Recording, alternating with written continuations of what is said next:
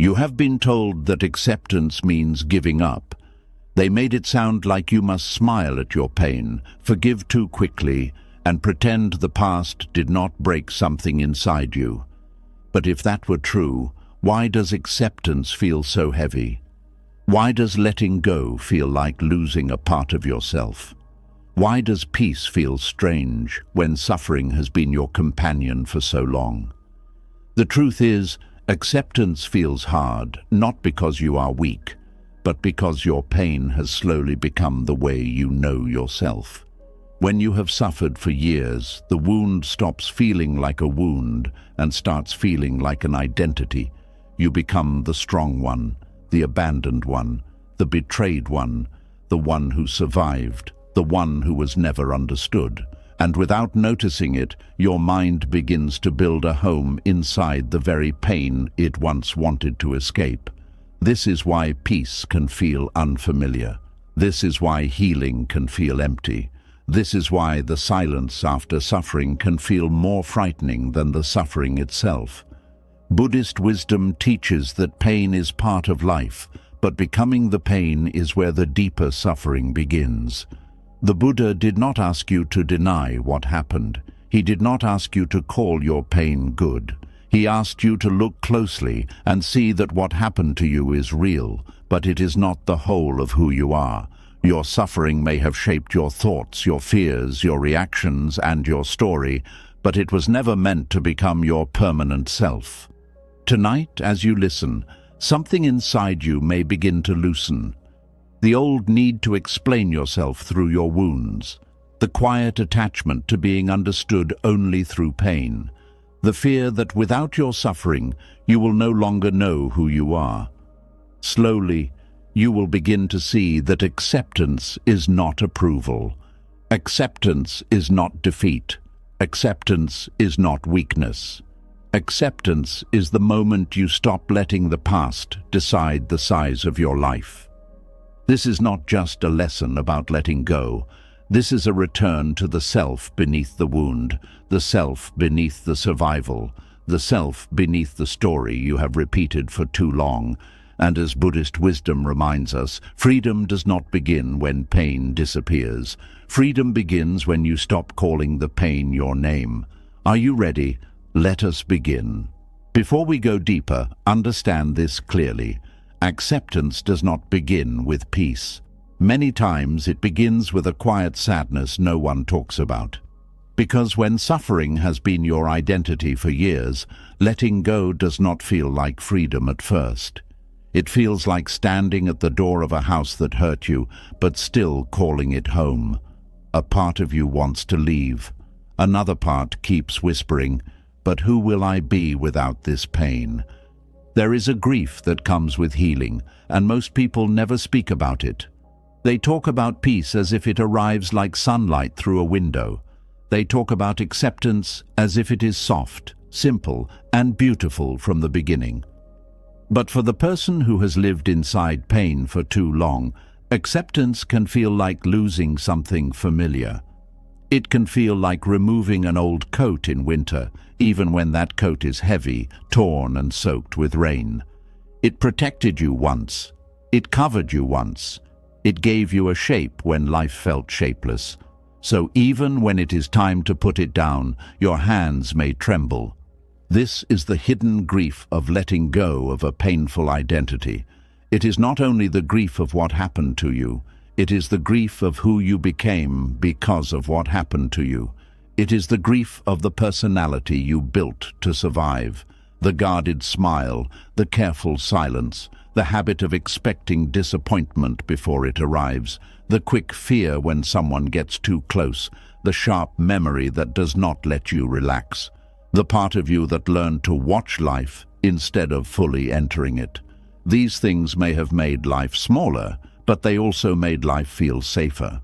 And this is why letting go can feel confusing.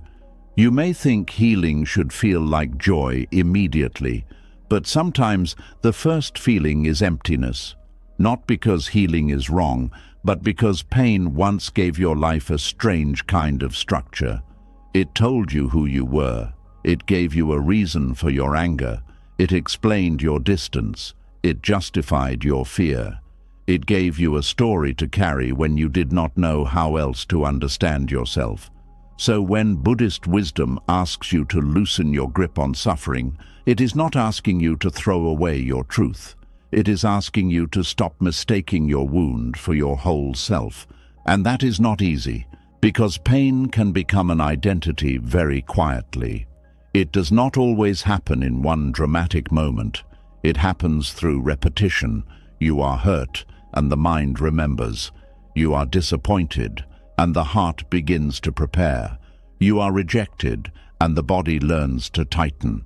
You are misunderstood, and something inside you decides, I must never be that open again.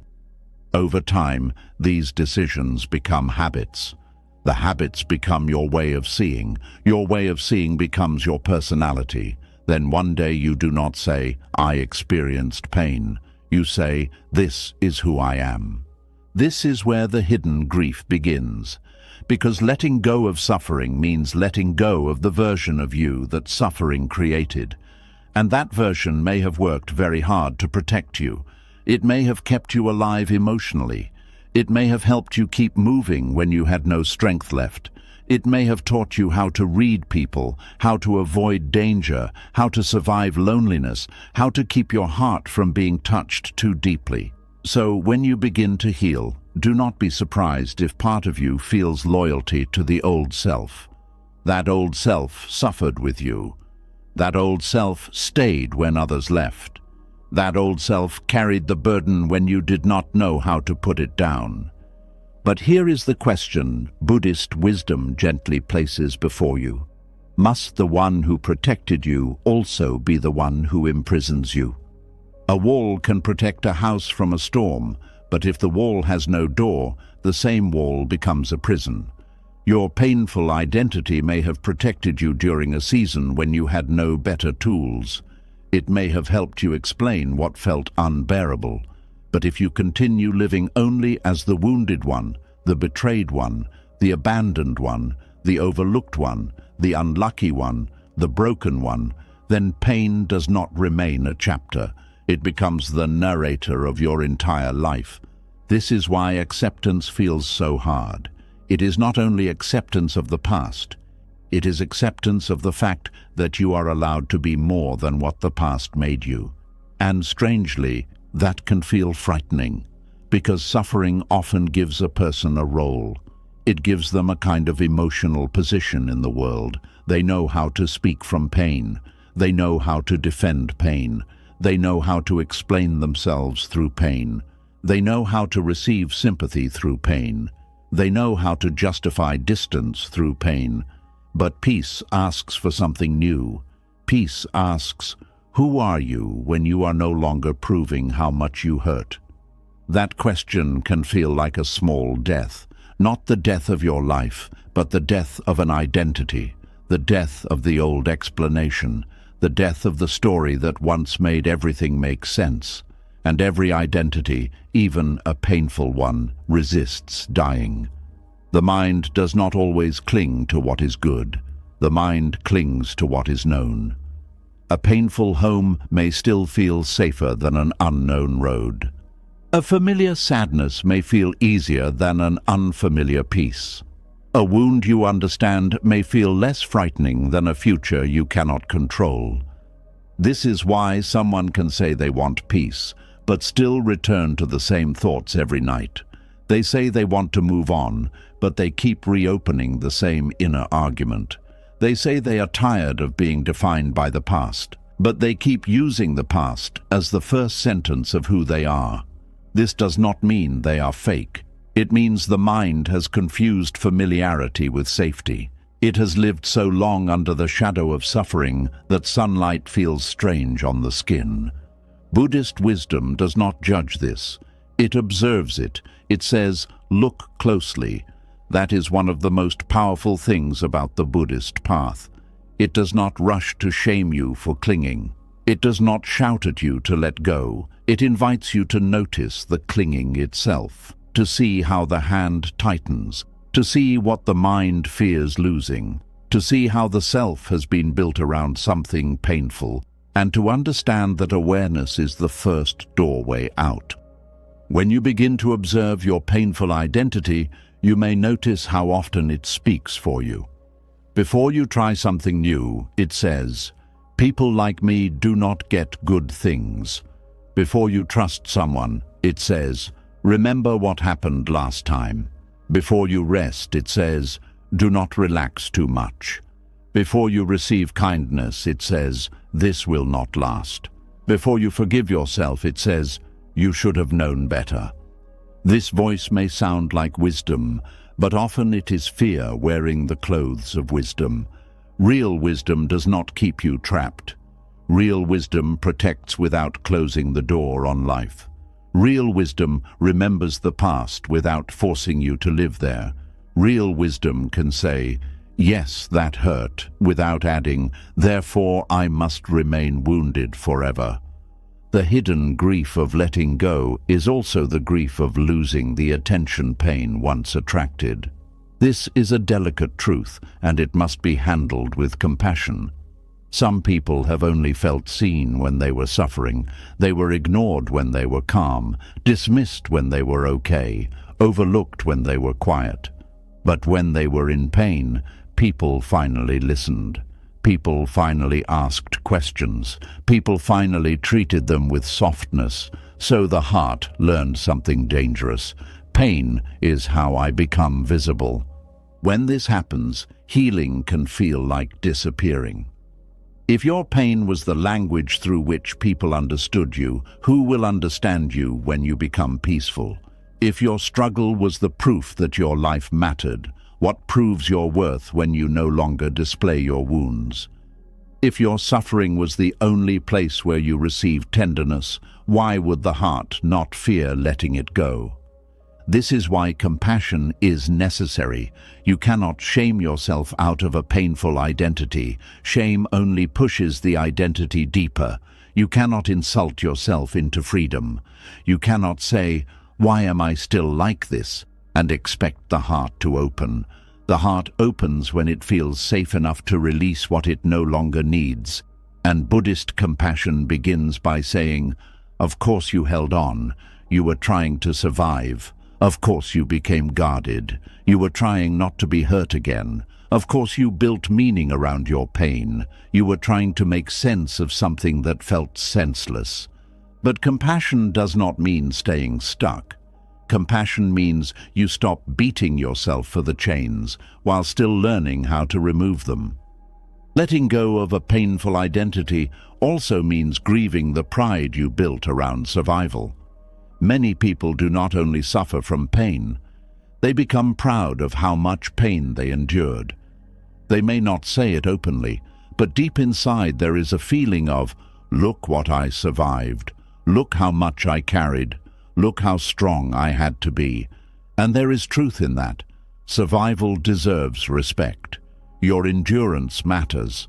The fact that you are still here, still breathing, still trying to understand, still reaching for peace, is not small. But the danger begins when survival becomes the only identity you trust. If you only know yourself as the one who survived pain, then peace may feel like a threat to your importance. You may wonder, if I stop suffering, does that mean what I went through was not serious? If I become happy, will people think it did not hurt? If I stop carrying this story, am I betraying the person I was? No. Healing does not erase the truth of your suffering. A scar does not need to stay open to prove the wound was real. You do not need to bleed forever for your pain to be valid. You do not need to remain angry for the past to matter. You do not need to keep living as the injured self to honor what you endured. Buddhist wisdom teaches that everything changes, not because nothing matters, but because clinging to any form as permanent creates suffering. Even the wounded self is not fixed. Even the identity formed in pain can soften. Even the story you have repeated for years can lose its power when you stop feeding it with constant belief. This does not happen by force. it happens through seeing. You begin to see that your painful identity is made of thoughts, memories, emotions, body reactions, and repeated stories. It feels solid because you have lived with it for so long, but when you look closely, it is always changing. Some days the pain is loud, some days it is quiet. Some moments you feel trapped, other moments you laugh and forget it for a while. Sometimes you feel like the old self. Sometimes another self appears, softer, lighter, more open. This means the painful identity is not as permanent as it claims to be. In Buddhism, this matters deeply. The self we defend so fiercely is not a fixed object. It is more like a river than a stone. It is moving, changing, forming, dissolving. But suffering makes the river feel frozen. It says, "This is me. This is who I am. This is who I will always be." Acceptance begins when you notice that the voice saying "always" is usually fear speaking. Life is not asking you to become someone false. Life is asking you to stop believing that the version of you shaped by pain is the final version. And yet there is grief in that, because even when a painful identity limits you, it also gives you something to hold. Letting it go can feel like walking without the old map. You may not know how to speak without mentioning what hurt you. You may not know how to relate to people without expecting them to disappoint you. You may not know how to rest without feeling guilty. You may not know how to receive love without suspicion. You may not know how to be calm without waiting for the next problem. This is not failure. This is the awkward beginning of freedom. When a bird has lived in a cage for years, the open sky is not immediately comforting. The cage was small, but it was known. The sky is wide, but it is uncertain. Healing can feel like that. A painful identity is a cage the mind learned to decorate. It put names on the walls. It placed memories in the corners. It called the smallness safety. Then one day the door opens, and instead of flying immediately, the heart hesitates. Not because it loves the cage, but because it does not yet trust the sky. This is why acceptance must be gentle. The mind cannot be forced into freedom. It must be shown again and again that peace is not danger, calm is not weakness, softness is not foolishness. Letting go is not losing yourself. It is meeting the part of yourself that was buried underneath the struggle. There is a self beneath the painful identity, not a perfect self, not a self that has never been touched by sorrow, but a deeper self, a quieter self, a self that does not need to turn every wound into a name. This self may have been hidden for years beneath defense, anger, sadness, and fear, but it is still there. You may hear it in brief moments, when you feel tired of repeating the same story, when you want peace more than you want to be right, when you realize that protecting yourself from all pain has also protected you from joy, when you feel a small desire to live without carrying your past into every room. That desire is important. It may be small, but it is a doorway. The hidden grief of letting go also includes grief for the time you lost. When you begin to heal, you may look back and feel sadness for the years spent inside survival, years of overthinking, years of waiting for apologies that never came, years of explaining yourself to people who were not listening, years of making decisions from fear, years of seeing yourself through what happened instead of what was still possible. This grief can be sharp. It can make acceptance feel unfair.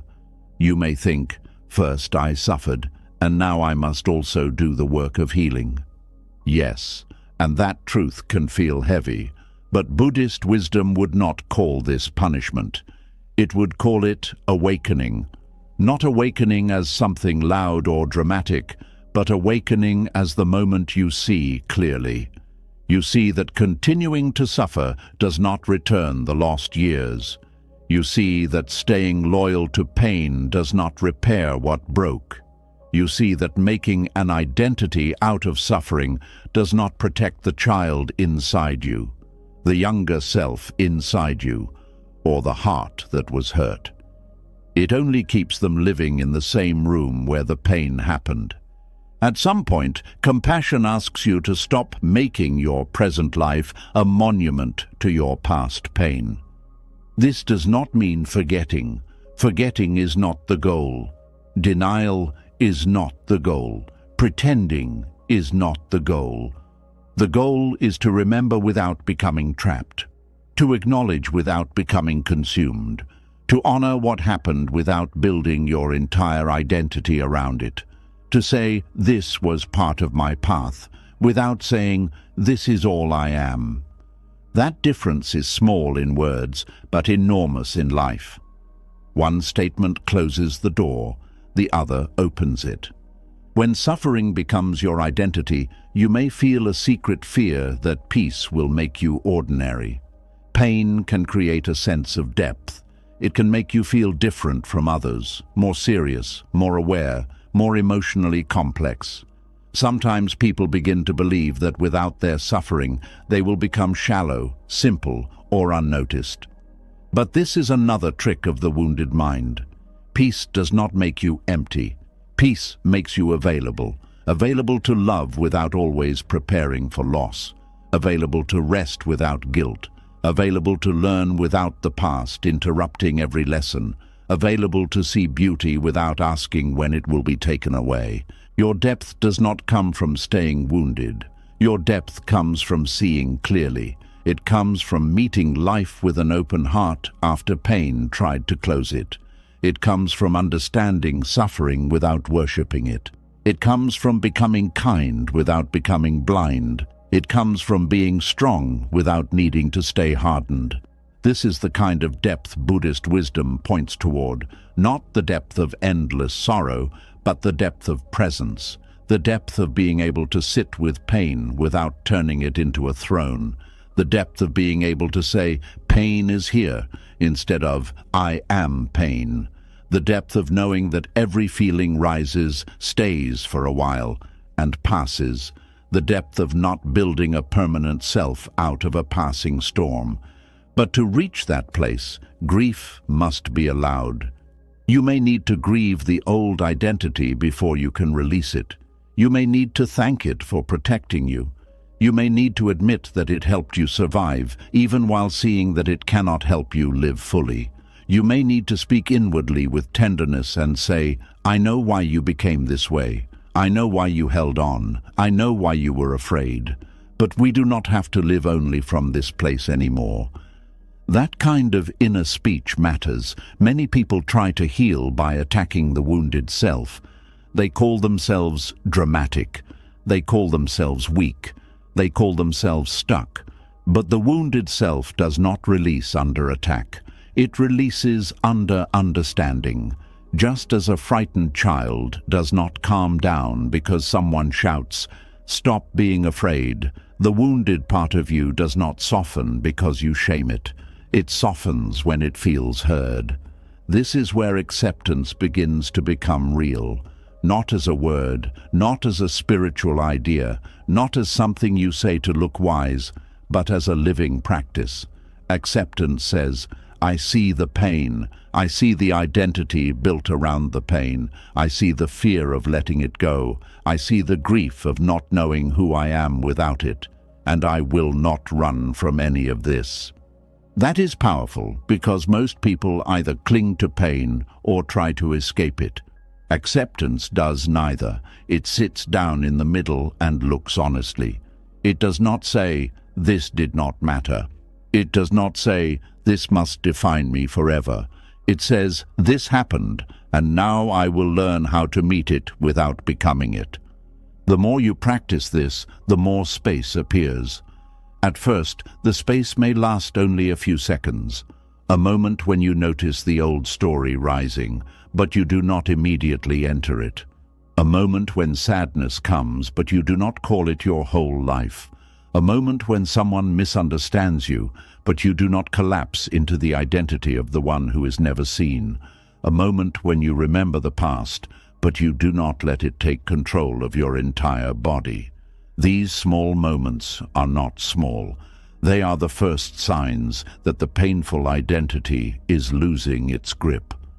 Freedom often begins quietly, not with a grand announcement, not with a perfect breakthrough, not with sudden joy.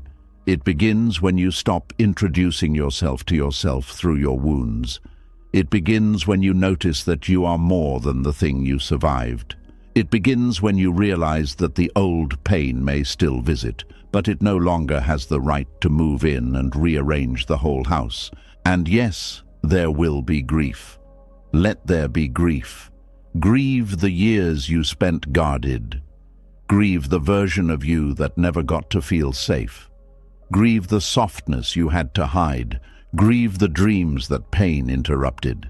Grieve the ways you learned to shrink, defend, explain, and expect less. But do not confuse grief with failure. Sometimes grief is the sound of the heart making room. Sometimes tears come not because you are going backward, but because something frozen is finally beginning to melt. Letting go of a painful identity does not mean you wake up one day and become untouched by life. It means you stop using pain as the center of your name.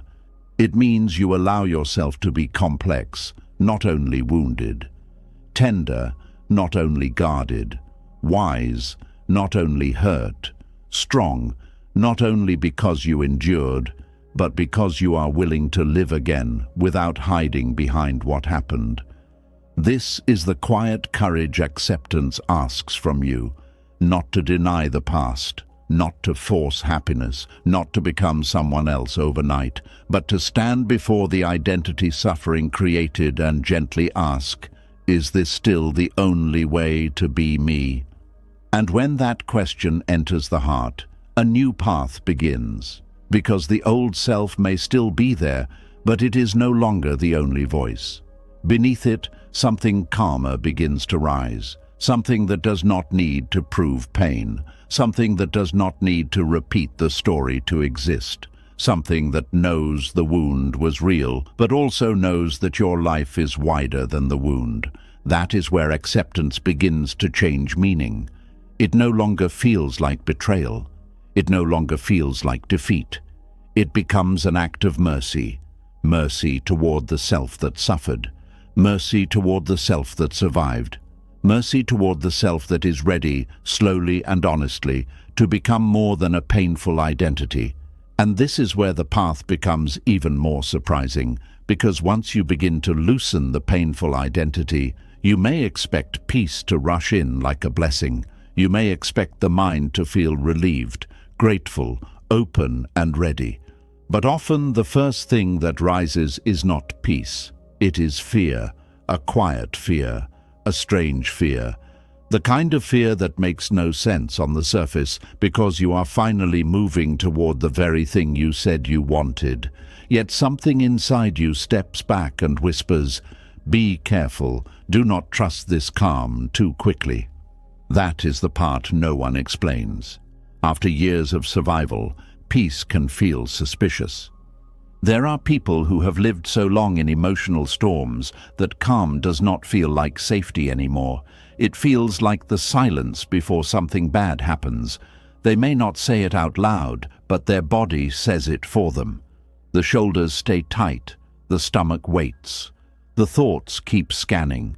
The heart refuses to rest completely. Even when nothing is wrong, the mind searches for what could become wrong. And if it finds nothing, it may create something, because an anxious mind often prefers a known problem to an unknown stillness. This is not because the person loves suffering. It is because the mind has been trained by repetition. When life has disappointed you again and again, the mind begins to believe that peace is only a trap. It says, "Last time I relaxed, something hurt me. Last time I trusted, someone changed. Last time I felt hopeful, life embarrassed me. Last time I opened my heart, I paid for it." So the mind begins to guard against peace, as if peace itself is dangerous. This is why acceptance can feel so difficult, when suffering has become your identity. You are not only releasing pain, you are also entering a state your nervous system may not recognize. Peace may be good, but it may not feel familiar. And the human mind often chooses familiar pain over unfamiliar freedom, not because pain is better, but because the familiar gives the illusion of control. If you grew up or lived through seasons where you had to be constantly alert, your mind may have learned to survive by predicting trouble. It became a watcher. It studied people's faces. It listened for changes in tone. It noticed silence too quickly. It prepared answers before questions came. It expected rejection before anyone spoke. It learned to read the room like a person reading dark clouds before rain. At one time, this may have helped you. It may have protected you from disappointment, conflict, humiliation, or emotional harm. But the same mind that helped you survive may later struggle to let you rest. This is the strange cost of survival. The very tools that protected you can become the tools that exhaust you. A mind shaped by survival does not ask, "Is this moment peaceful?" It asks, "How long will this peace last?" It does not ask, "Can I enjoy this kindness?" It asks, "What will this person want from me later?" It does not ask, "Can I breathe now?" It asks, "What am I missing?" That question, "What am I missing?" becomes the private music of a tired mind. Even in calm places, it keeps playing. Buddhist wisdom sees this clearly. It teaches that the mind is shaped by conditions. The thoughts you repeat, the fears you feed, the memories you revisit, the reactions you practice, all of these become grooves in the mind. Like water flowing down the same path again and again, the mind learns where to go.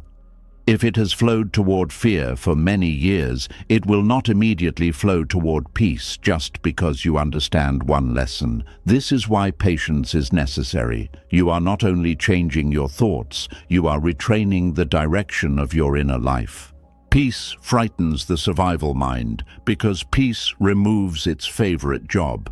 The survival mind wants to protect, predict, prepare, and prevent.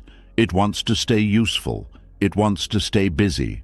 It believes that if it stops working for even one moment, pain will enter through the open door. So when life becomes quiet, the survival mind may feel unemployed. It does not know what to do with stillness. It has built its identity around guarding the gate, and now peace comes and says, "You can put the weapon down." But the mind answers, "If I put it down, who will protect us?" This is why calm can feel uncomfortable. You may sit in silence and suddenly feel restless. You may have a day without conflict and still feel uneasy. You may receive love and begin searching for signs of withdrawal. You may finish a difficult season and then feel more anxious than you felt during the struggle. This happens because during struggle, the mind had a clear target. It knew what to fight. It knew where to place its energy. But after the struggle, when there is no immediate enemy, the mind turns inward and begins to feel the weight it was too busy to feel before. Survival can delay feeling. Peace brings feeling to the surface. This is one reason people fear peace. When the noise stops, the buried emotions begin to speak. The grief that was postponed, the anger that was swallowed, the fear that was hidden beneath responsibility, the loneliness that was covered by busyness, the exhaustion that was ignored because there was no time to fall apart. During survival, you may not have had space to process anything. You simply kept going. You woke up, handled life, endured what came, and told yourself there was no choice. But when peace arrives, all the unfelt things may finally come forward. And the mind, not understanding this, may think peace is the problem. But peace is not the problem. Peace is the space where the truth finally feels safe enough to appear. This is why Buddhist practice does not rush people into false calm. It does not say, "Just be peaceful." It asks you to sit, breathe, notice, and allow what is here. That sounds simple, but it is not easy for a mind trained by survival. Because when you sit quietly, you may meet the parts of yourself you avoided. You may meet the fear beneath your anger. You may meet the sadness beneath your control. You may meet the tenderness beneath your hardness. You may meet the childlike part of you that wanted safety, but learned to call vigilance wisdom. And when these parts appear, the first reaction may be resistance. You may want to distract yourself. You may want to pick up your phone, start an argument in your head, replay an old memory, plan the future, eat when you are not hungry, work when you are tired, or find something to worry about. Not because you are foolish, but because stillness can expose what motion helped you avoid. The mind fears peace because peace takes away the hiding places. There is also another reason peace feels threatening after years of survival. Peace asks you to stop proving that your pain was real. When you are still struggling, the evidence is visible. Your tired face, your guarded behavior, your emotional distance, your anxiety, your tears, your anger, your constant explanations, all of these seem to say, "See, I was hurt. See, it mattered. See, I am not making it up." But as you heal, the outer signs may begin to fade. You may smile more. You may rest more. You may stop talking about the old wound every day. You may respond with calm where you once reacted with pain. And a part of you may fear that if you look healed, people will forget what happened. Worse, you may fear that you will forget yourself. This is a deep fear. The fear that peace will erase the record of suffering. The fear that if you stop hurting, the pain will lose its witness. But Buddhist wisdom offers a different way. It says that you do not need to keep suffering alive in order to honor what happened. Awareness can remember without clinging. Compassion can validate without reopening. Wisdom can carry the lesson without carrying the wound as a permanent name. A healed person is not someone who denies the storm. A healed person is someone who no longer needs to live as the storm.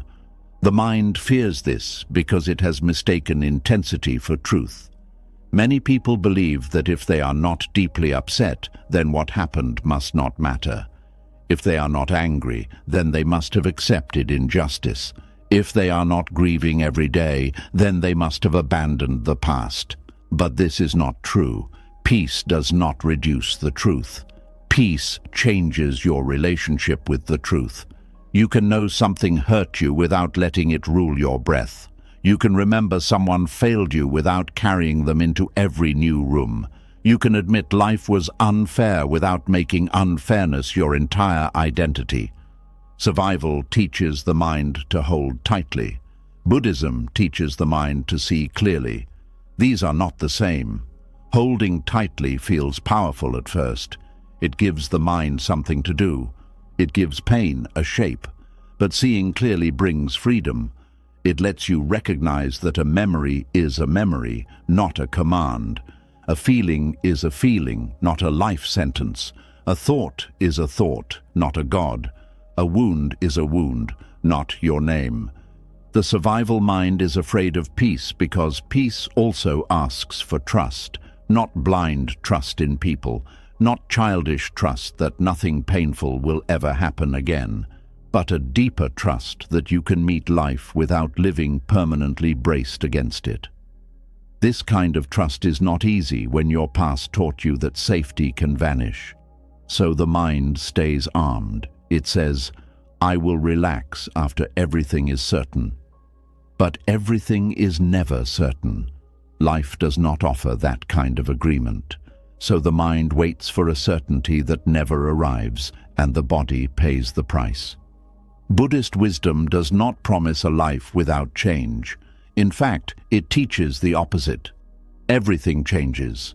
People change. Feelings change. Bodies change. Circumstances change. Plans change. Even pain changes. This may sound frightening at first, but when understood deeply, it becomes a doorway to peace. Because if everything changes, then your suffering is not permanent either. The survival mind uses impermanence as a reason to fear. The awakened mind uses impermanence as a reason to release. This is a major turning point. The same truth that once made you anxious can become the truth that frees you. The survival mind says, because things change, I must control everything. Buddhist wisdom says, because things change, I must stop clinging as if anything can be held forever.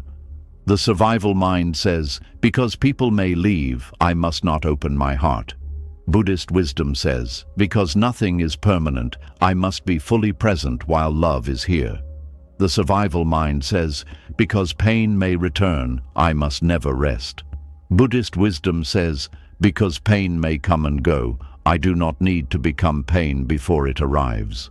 The mind fears peace because peace feels like lowering the shield. But there is a difference between lowering the shield and becoming defenseless. Peace does not mean you lose discernment. Peace does not mean you ignore danger. Peace does not mean you trust everyone. Peace does not mean you become soft in a way that lets the world harm you. True peace is alert without being anxious. It is wise without being closed. It is careful without being controlled by fear. It is awake, but not at war with every moment. This difference matters. Many people avoid peace because they confuse it with weakness. They think, if I become calm, people will take advantage of me. If I forgive inwardly, I will forget the lesson. If I stop being angry, I will lose my strength.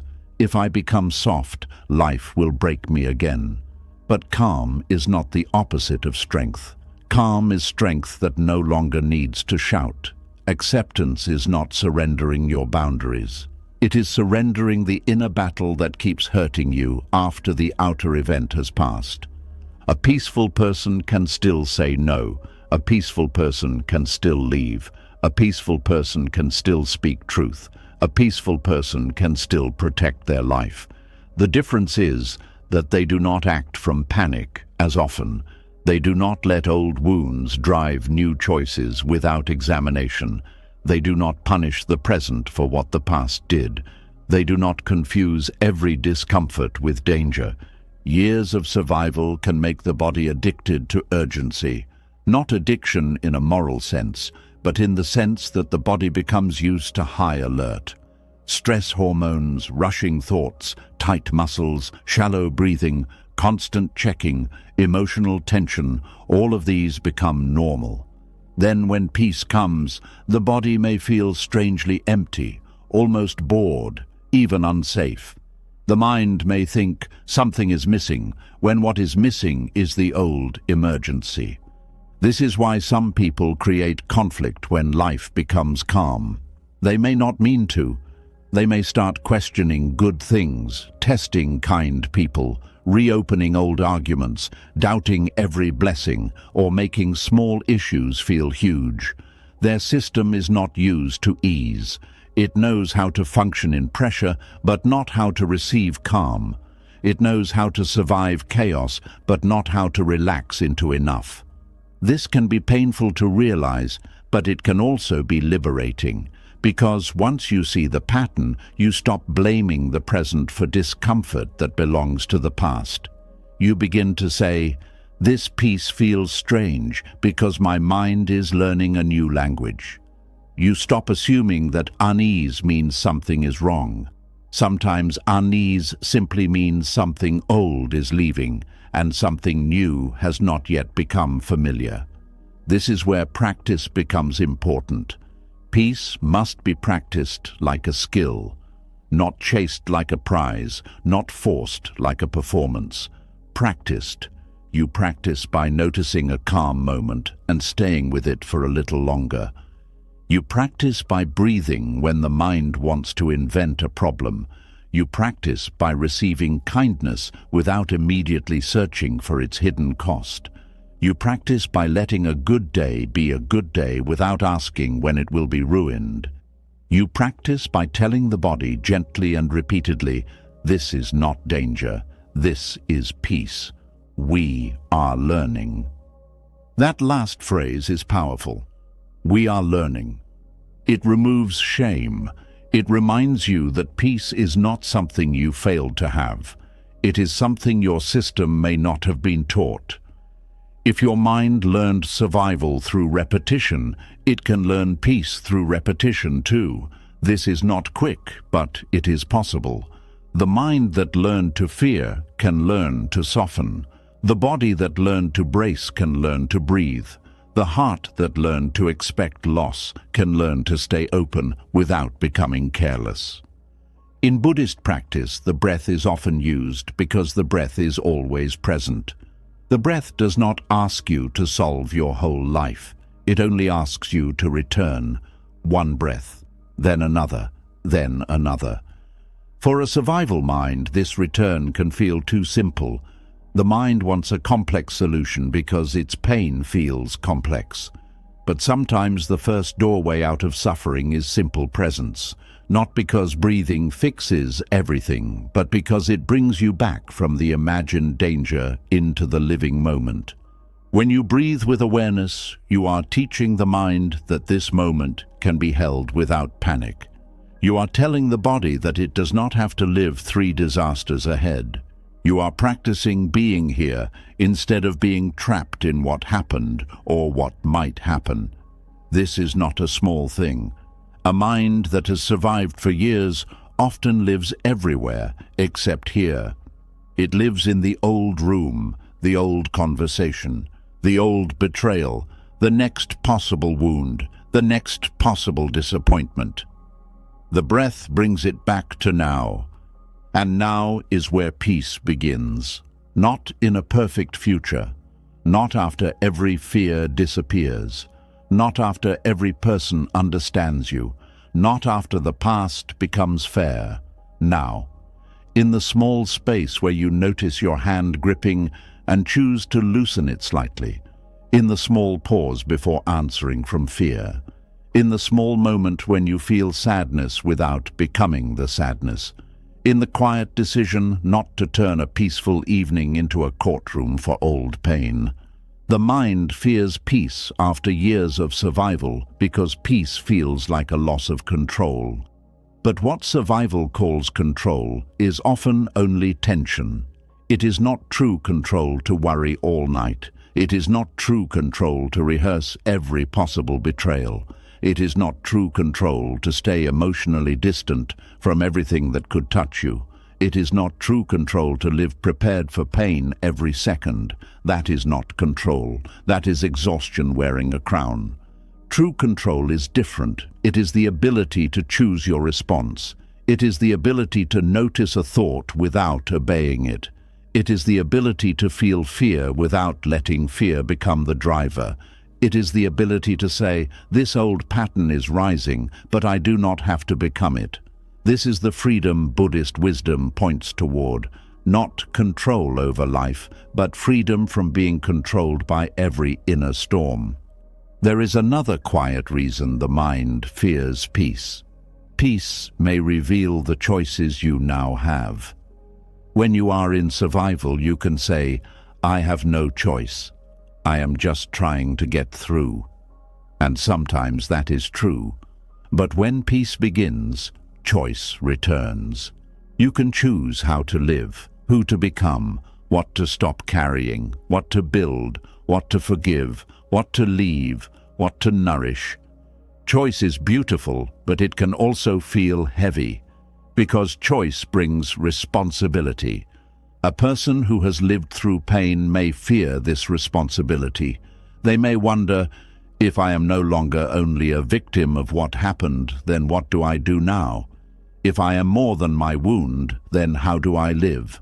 If I cannot blame every part of my life on the past forever, what must I begin to change? These questions can feel uncomfortable, but they are not cruel. They are signs that life is returning to your hands. Buddhist wisdom does not deny that causes and conditions shape us. It understands deeply that what happened to you matters, but it also teaches that awareness creates a new condition. Once you see clearly, you are no longer only repeating the old pattern unconsciously. You can begin again, not by rejecting your past, but by refusing to let it be the only force shaping your future. This is where peace becomes courageous. Peace is not passive. Peace requires courage because it asks you to stop rehearsing pain as your protection. It asks you to stop confusing worry with preparation. It asks you to stop believing that being tense means being safe. It asks you to allow good moments without punishing them with suspicion. It asks you to let your body learn that not every quiet room contains a hidden threat. For someone who has never lived in survival, this may sound simple, but for someone who has, this is deep work. It is the work of telling the mind many times, "Thank you for trying to protect me, but we do not need to live like danger is always at the door." It is the work of touching peace gently, then stepping back when needed, then returning again. It is the work of learning that calm is not a trick. Calm is not laziness. Calm is not denial. Calm is a home the heart may have forgotten, but can still remember. Peace may feel unfamiliar, but unfamiliar does not mean false. This is something you must hold close. Many good things will feel strange at first if your past was filled with pain. Healthy love may feel boring because it does not create emotional emergencies. Stability may feel dull because it does not keep your nervous system entertained with fear. Kindness may feel suspicious because it does not demand that you earn it through suffering. Rest may feel undeserved because you are used to measuring your worth by how much you endure. But strange does not mean wrong. Sometimes strange means new. Sometimes strange means safe. Sometimes strange means you are no longer living inside the old pattern. The mind fears peace because peace asks it to stop being loyal to suffering. And loyalty is a powerful thing.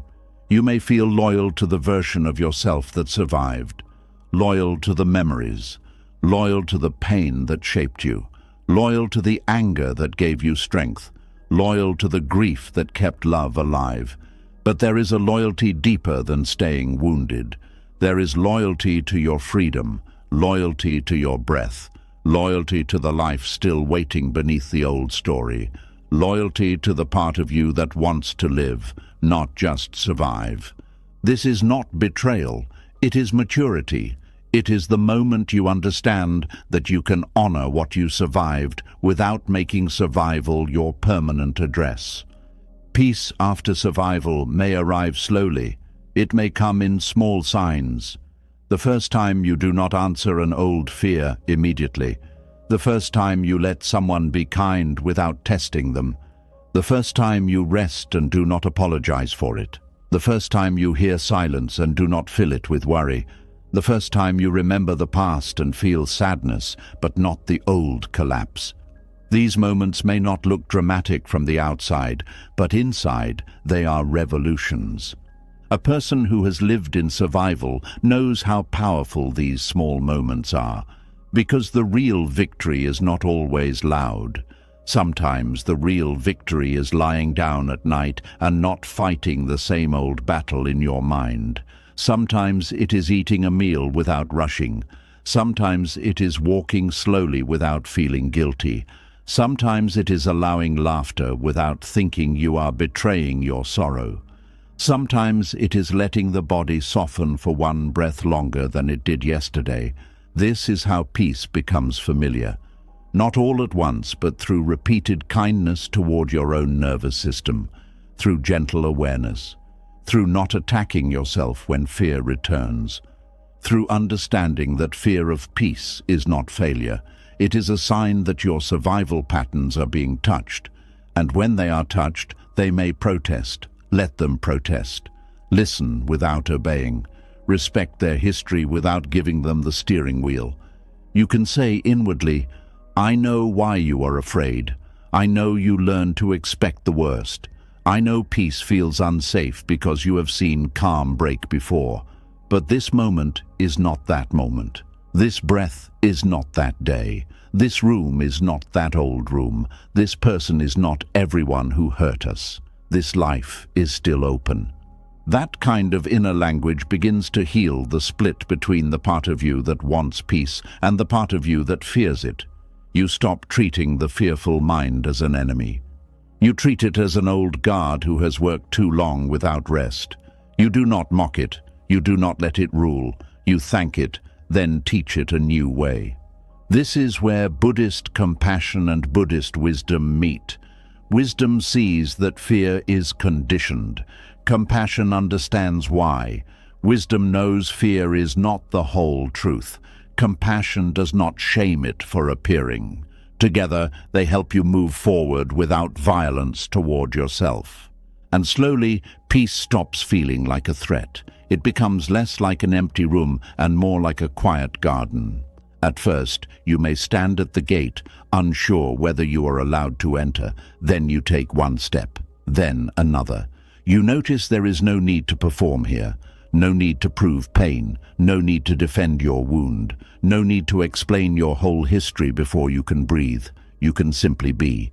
And for someone who has lived in survival, simply being may be the most unfamiliar freedom of all. This is what the mind must learn. Peace is not the absence of strength. Peace is what strength becomes when it no longer has to fight every second. Peace is not forgetting. Peace is remembering without being owned. Peace is not weakness.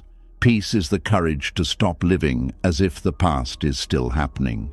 Peace is not the end of awareness. Peace is awareness without panic. So if peace feels hard, do not assume you are broken. Maybe your mind is standing at the edge of a life it has never known. Maybe your body is waiting for danger because danger once arrived when you were unprepared. Maybe your heart is afraid to open because opening once cost too much. But none of this means peace is impossible. It only means peace must be introduced gently. You do not force the mind out of survival. You invite it. You show it evidence. You let calm stay for a moment. You let the breath deepen. You let the shoulders drop. You let silence exist without turning it into fear. You let one peaceful day remain one peaceful day. You let yourself enjoy something small without asking sorrow for permission. And with time, the mind begins to understand. It begins to see that peace is not here to erase your story. It is here to stop your story from hurting you in the same way. It is not here to make you naive. It is here to make you free. It is not here to take away the wisdom you earned. It is here to remove the fear that attached itself to that wisdom. Then acceptance becomes less frightening, because you begin to realize that accepting peace does not mean denying survival. It means survival has done its job. It carried you through the fire. It kept you moving when life felt unbearable. It taught you to endure. But now, if you are willing, peace can teach you something survival never could. It can teach you how to live without always bracing, how to trust the present moment one breath at a time, how to belong to your life without needing pain to explain you. And maybe that is the deeper freedom. Not that the mind never feels fear again, but that fear no longer decides what peace is allowed to mean. And once you understand that the mind can fear peace after years of survival, another truth begins to appear. The mind does not only fear peace because peace is unfamiliar. It fears peace because suffering has become familiar, not comfortable in a joyful way, not healthy, not something the heart truly wants, but familiar in the way an old room is familiar, even if the air inside it is heavy. Familiar in the way a path becomes easy to walk because your feet have walked it too many times. Familiar in the way a sad song can hurt you, yet still feel like it belongs to you. This is how suffering quietly becomes a home. It does not knock loudly. It does not announce itself. It enters through repeated disappointments, repeated fears, repeated losses, repeated memories, and repeated thoughts. At first, suffering feels like an unwanted visitor. Then it stays longer than expected. Then the mind begins to arrange itself around it. And after some time, what once felt like pain starts to feel like a place you know how to live inside. That is the dangerous part. Not because you chose suffering with full awareness, but because the mind can normalize almost anything when it has lived with it long enough. A person can become used to tension, used to sadness, used to expecting less, used to hiding what they feel, used to waking up with heaviness, used to carrying a story that hurts them, used to emotional hunger, used to being misunderstood, used to always preparing for something to go wrong. And when something becomes normal, the mind no longer questions it. It simply says, "This is life. This is me. This is how things are." But Buddhist wisdom asks you to pause before that conclusion. It asks you to look at what you have called normal. It asks you to ask, is this truly my nature, or is this what repeated pain taught me to accept? Because there is a great difference between who you are and what you have become used to carrying.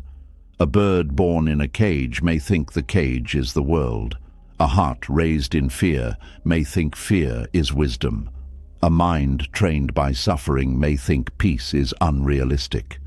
But none of these beliefs prove the cage is home. They only prove the cage has been there for too long. Suffering becomes familiar home when it gives the mind a pattern. Human beings are not only seekers of happiness, they are seekers of patterns. The mind wants to know what to expect. It wants a script. It wants a way to explain things. Even painful patterns can feel safer than no pattern at all. This is why some people keep returning to the same emotional places, the same types of people, the same disappointments, the same arguments, the same inner stories. Not because they enjoy being hurt, but because the mind already knows how to behave there.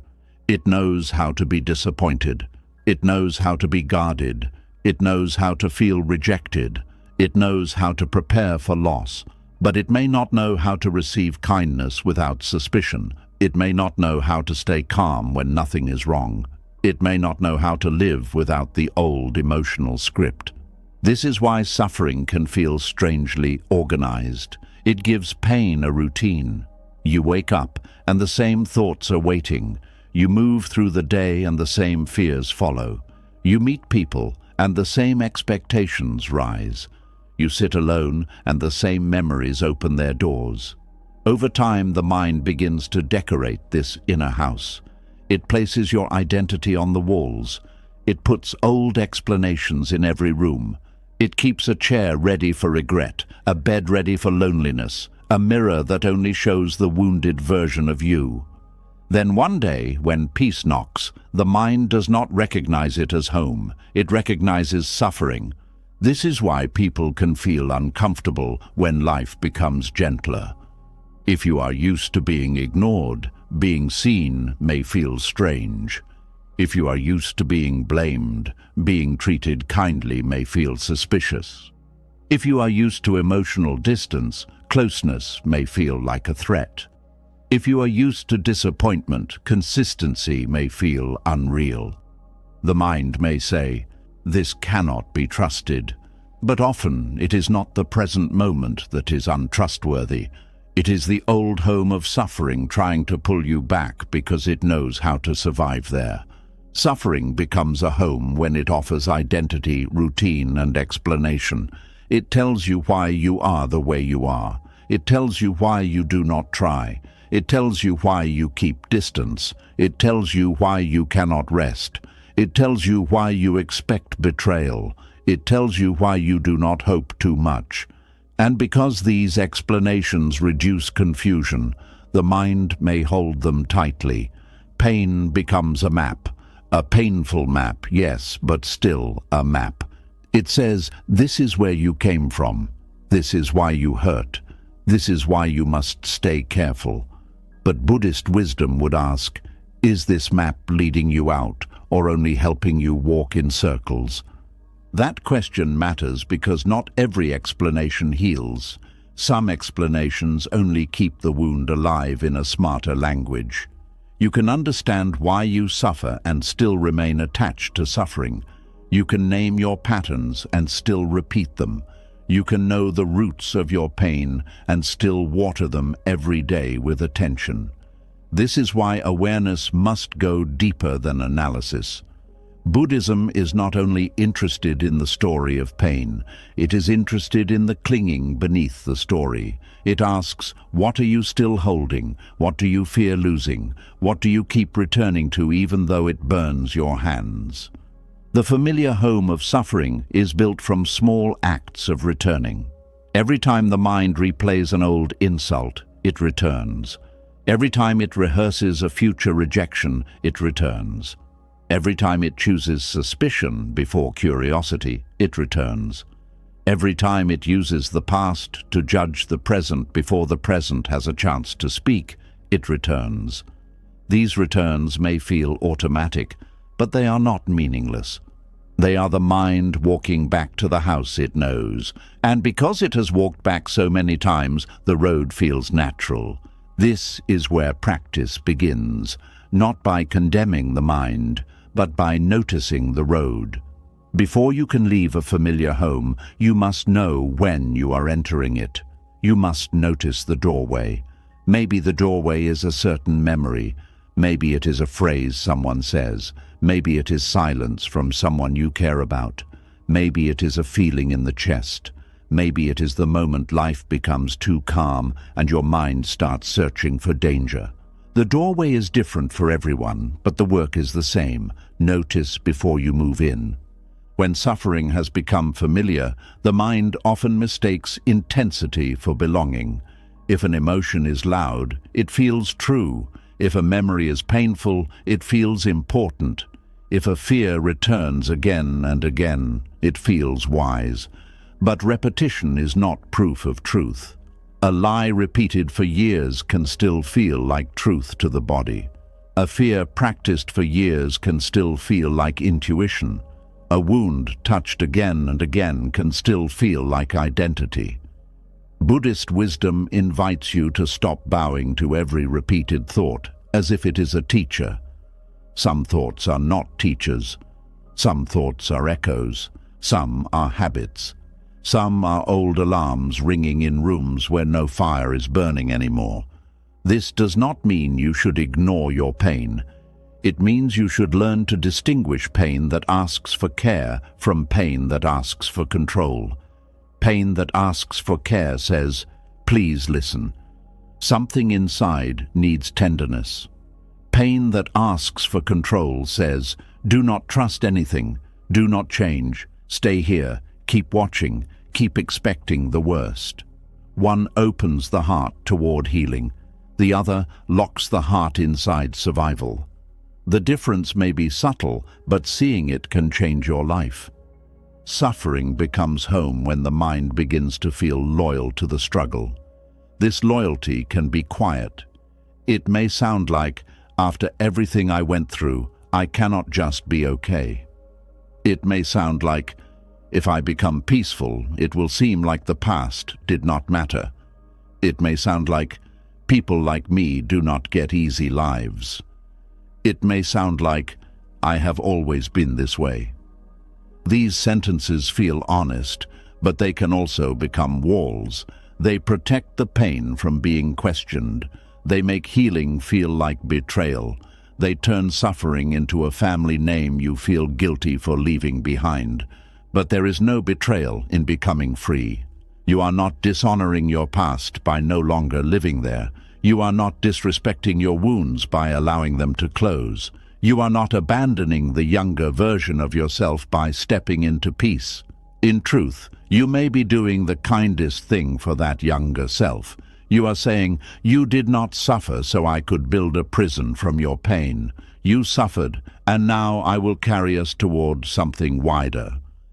This is important because many people think healing means leaving the wounded self behind in a cruel way. It does not. Healing means taking that self with you, but not letting that self choose every direction from fear. It means holding the part that suffered, comforting it, understanding it, and slowly teaching it that the world is not only the place where pain happened. The world also contains breath, morning light, honest people, quiet strength, new choices, and moments that do not need to be ruined by old predictions. The familiar home of suffering may also be built through community. Sometimes people bond through pain, and pain becomes the language of connection. Conversations revolve around what went wrong, who hurt whom, what life took, what never healed. There can be comfort in being understood this way. It feels good when someone says, "I know exactly how that feels." It feels less lonely when another person recognizes your wound. But if every connection you have is built only around suffering, healing may feel like losing your place among people. You may fear that if you become lighter, you will no longer belong. This is one of the quiet traps of painful identity. The heart wants connection, and if pain is the only bridge it has known, it may resist crossing a different bridge. But true connection does not require you to stay wounded. The deepest relationships are not the ones that keep you locked inside the same sorrow forever. They are the ones that can honor your pain while also welcoming your growth. A person who truly loves your freedom will not need you to stay broken so the bond can remain familiar. Suffering becomes home when hope has disappointed you too many times. Hope can feel dangerous after repeated loss. It asks the heart to open toward possibility, and the heart remembers what happened when it opened before. So the mind may choose low expectations as a form of shelter. It says, "If I expect nothing, I cannot be hurt." This sounds protective, but it also slowly drains life of color. Low expectation may reduce shock, but it also reduces wonder. It may prevent certain disappointments, but it also prevents certain joys from entering fully. Buddhist wisdom does not teach hope in the shallow sense of forcing yourself to believe everything will go your way. It teaches something steadier.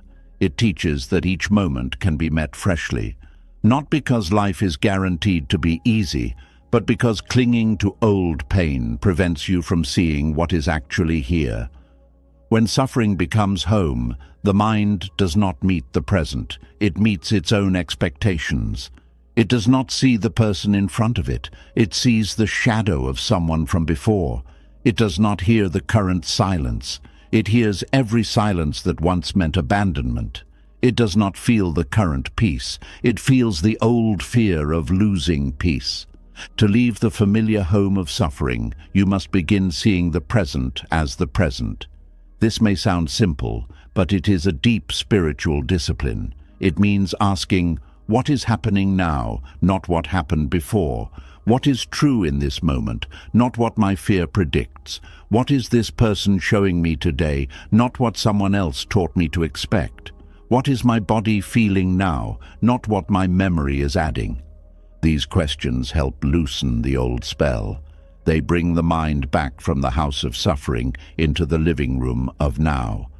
The living moment is rarely as heavy as the story around it. A moment may contain sadness, but the story says, "I will always be sad." A moment may contain loneliness, but the story says, "No one will ever stay." A moment may contain uncertainty, but the story says, "Something terrible is coming." Suffering becomes home when the story grows larger than the moment. Buddhist mindfulness gently reverses this. It brings you back to direct experience. Breathing, sitting, feeling, hearing, seeing. One moment, one sensation, one thought passing. Not the whole future, not the whole past. Just this. This is how the walls begin to weaken. You do not demolish the familiar home of suffering by violence. You do not scream at yourself to be different. You do not pretend you are free when you are still afraid. You begin by opening windows. A moment of awareness is a window. A compassionate breath is a window. A new response is a window. Choosing not to replay a memory for the 10th time that day is a window. Letting someone's kindness exist without immediately doubting it is a window. Resting before exhaustion forces you is a window. Saying, "This is an old pattern," instead of "This is who I am," is a window. At first, the house may still be there, the old rooms may still call you, the familiar sadness may still offer its chair, the mind may still want to sit in the same place and tell the same story. But something has changed once you can see it. You are no longer fully asleep inside the pattern. You are standing at a distance, even a small distance, and that distance is sacred. In Buddhism, this space between awareness and reaction is where freedom begins, not after every wound is gone, but the moment you see the wound without becoming its servant.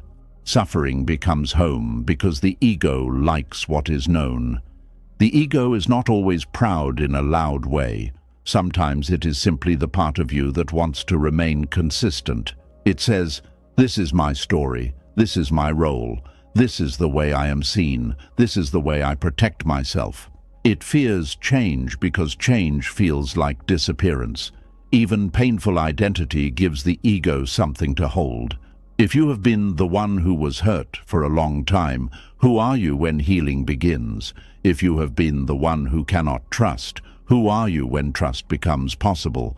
If you have been the one who expects loss, who are you when something stays? These questions can shake the inner house, but they are not meant to destroy you. They are meant to reveal that the self is wider than the role. You are not only the one who suffered, you are also the one who noticed the suffering. You are the one who wants freedom. You are the one who can learn. You are the one who can choose one breath differently. You are the one who can sit with pain and still not make pain your God. That noticing self, that aware self, is not trapped in the old rooms in the same way. It can walk out. Buddhist wisdom often points to non-attachment, but non-attachment is easily misunderstood. It does not mean becoming cold. It does not mean having no feelings. It does not mean cutting away your humanity. It means not turning passing experiences into permanent chains. It means letting pain be pain without turning it into a fixed identity. It means letting thoughts arise without signing your life over to them. It means letting memories appear without building a house around them. In simple language, non-attachment is the art of not moving into every feeling that visits you. This matters because suffering often begins as a visitor. Sadness visits, fear visits, shame visits, anger visits. But when the mind is unaware, it gives them keys. It lets them choose the furniture. It lets them write your name on the door. Then one day you think, "This is my home." But a feeling that visits is not the owner of your life. A thought that arrives is not the ruler of your future. A memory that hurts is not the whole truth of your being. To see this clearly, you must learn to sit at the doorway of your own mind. When suffering knocks, you do not have to slam the door. You also do not have to hand over the house. You can say, "I see you, I know you." You may sit for a moment, but you do not decide who I am. This is a gentle but powerful practice. It gives dignity to pain without giving pain control. Suffering becomes familiar when the body has learned its shape. You may feel it as heaviness in the chest, tightness in the throat, pressure behind the eyes, tension in the jaw, a restless stomach, tired arms, a back that never fully relaxes. These body memories can make suffering feel more real than peace. Peace may begin as a concept, but suffering feels physical. This is why healing must include the body. You cannot only think your way out of a home your whole body has memorized. A simple breath, a slower walk, unclenching the jaw, placing a hand on the chest, feeling your feet on the ground. These may seem small, but they teach the body a new address. They tell the body, we are here now, not back then, not in the old argument, not in the feared future, here. And every time the body returns to here, suffering loses a little of its claim to being home. The mind may still wander back. That is normal. Do not turn wandering into failure. The mind returns to familiar places until unfamiliar places become safe. If you have spent years living in inner tension, peace will need repetition before it feels natural. This is why Buddhist practice is called practice, not instant transformation. You return, return, return. Not because you are doing it wrong, but because returning is the path. A painful home can also feel familiar because it protects you from disappointment. If you stay inside suffering, you never have to risk joy. Joy is vulnerable. Love is vulnerable. Hope is vulnerable. Peace is vulnerable. To receive anything good is to admit that it matters, and if it matters, it can be lost. The survival mind knows this and says, better not to care too much, better not to open too much, better not to be too happy. So suffering becomes a shelter from the risk of joy. But what kind of shelter prevents you from living? There is wisdom in being careful, but there is also a point where carefulness becomes slow self-denial. You may avoid pain, but you also avoid love. You may avoid disappointment, but you also avoid surprise. You may avoid needing anyone, but you also avoid being held. You may avoid hope, but you also avoid the quiet strength hope can bring. The home of suffering may protect you from certain wounds, but it also keeps out the very warmth that could help you heal. Buddhist wisdom does not ask you to throw yourself blindly into life. It asks you to be awake, to see the cost of clinging, to see that the shelter has become too small, to see that avoiding all risk is another form of suffering, to see that a heart cannot become free by refusing to feel anything deeply. Freedom is not numbness. Freedom is the ability to feel without being owned by what you feel. This is why acceptance is so important. Acceptance is not choosing the painful home. It is finally admitting you have been living there. It is turning on the light. It is seeing the rooms clearly. It is noticing the beliefs on the walls, the memories under the bed, the fears at the door, the old grief sitting quietly in the corner. Acceptance does not say, "This home is good." It says, "This is where I have been." And that honest seeing is the beginning of leaving. Many people cannot leave suffering because they cannot first admit how familiar it has become. They want to say, "I hate this pain. I want it gone." And that may be true, but another part may still return to it, feed it, defend it, explain life through it, and feel strange without it. Until you see both parts, healing remains incomplete. One part wants freedom. Another part fears the loss of the old home. Both must be seen. Both must be met with compassion. Both must be understood without letting the fearful part rule the whole life. There is a quiet moment in healing when you realize suffering was not only something you endured, it became a place you knew how to belong. This realization can bring sadness. It can bring regret. It can bring tenderness. You may look back and see how many times you returned to old pain because it felt like the only place that understood you. You may see how often you chose the familiar ache over the unknown possibility. You may see how much of your personality was shaped by rooms you never meant to live in. Do not use this realization to hurt yourself. Use it to wake up. The purpose of seeing is not self-blame. The purpose of seeing is freedom. If you punish yourself for having lived inside suffering, you only build another room in the same house. A room called shame. A room called, "Why did I waste so much time?" A room called, "What is wrong with me?" Do not move into that room either. Bow to the truth gently. Say, "I understand now. I did not know another way." but now I am learning. That sentence carries mercy.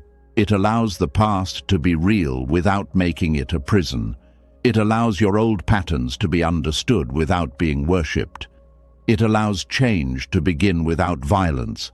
The familiar home of suffering loses power when you stop calling it your only home. There may still be days you return there, days when old fears rise, days when sadness feels strangely comforting, days when the mind wants to close every window and sit with the same story again. But now you know something you did not know before. You know there is a door. You know the house is not the whole world. You know the self who notices suffering is already larger than suffering. And with that knowing, something begins to shift. You may not leave all at once. You may take one step, then return, then take another. You may stand outside for a moment, feel the open air, then feel afraid and go back inside. That is still part of the path. Do not despise small departures. Every moment you do not fully believe the old story is a departure. Every breath taken in awareness is a departure. Every time you choose presence over replaying pain, you are stepping beyond the familiar house. Eventually, peace becomes less foreign, not because life becomes perfect, but because you stop treating suffering as your address. You begin to find familiarity in softness, familiarity in silence, familiarity in honest breathing, familiarity in not reacting, familiarity in allowing one good moment to remain untouched, familiarity in the simple truth that you can be alive without constantly preparing to be hurt. This is how the home changes, not by denying the old house existed, but by building a new place inside yourself. A place where pain can visit without becoming king. A place where memories can arise without writing your future. A place where fear can speak without holding the keys. A place where the wounded self is welcomed, but not allowed to lock every door. And maybe this is the great turning point. Suffering becomes a familiar home quietly, but freedom can become familiar quietly too. Breath by breath. Choice by choice, moment by moment. You can teach the mind a new path. You can teach the body a new safety. You can teach the heart that it does not have to live forever where it was hurt. The old home may still stand in memory, but you do not have to sleep there anymore. The old home may still stand in memory, but you do not have to sleep there anymore. And to understand how to leave it, you must first see what the house is made of. It is not made only of pain. Pain is often the first brick, yes, but the walls are built from interpretation, repetition, memory, fear, meaning, blame, regret, and the story the mind keeps telling about what happened. This is where Buddhist wisdom becomes very clear. There is pain, and then there is my story of pain. One is an experience. The other is an identity built around the experience. This difference can quietly change everything, because pain by itself is direct. It is the ache in the heart, the tightness in the chest, the sadness that rises when a memory returns, the disappointment when something breaks, the grief when something is lost. Pain is the first arrow. It touches you because you are human. No one goes through life without being touched by pain. The Buddha never denied this. He did not teach that a wise person feels nothing. He did not teach that spiritual maturity means becoming stone. He taught that pain exists, change exists, loss exists, sickness exists, aging exists, separation exists, and every human heart will meet them in one form or another. But then the mind adds a second arrow. The second arrow is the story. It says, "This should never have happened to me. My life is ruined. I will never be the same. No one can be trusted. I always lose what I love. I am the kind of person who gets abandoned. I am broken. I am unlucky. I am cursed. I am behind. I am not enough. I cannot move on. I must keep thinking about this until it makes sense. The first arrow is the pain of what happened. The second arrow is the suffering created by what the mind keeps doing with what happened. And many people are not living only from the first arrow. They are living inside the second. This does not mean the first pain was small. It does not mean what happened was acceptable. It does not mean your wound was not real. It means the mind can take a real wound and build a whole world around it. A painful event may last a moment, a season or a chapter of life, but the story of pain can continue for years. It follows you into rooms where the original pain is no longer happening. It speaks through your reactions. It shapes the way you hear people. It decides what you expect. It tells you what is possible. It becomes the voice in your head that says, "Because this happened before, this is what life is."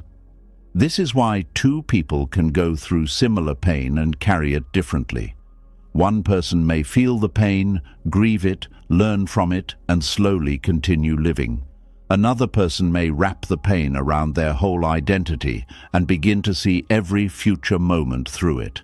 The difference is not that one person's pain mattered and the other person's did not.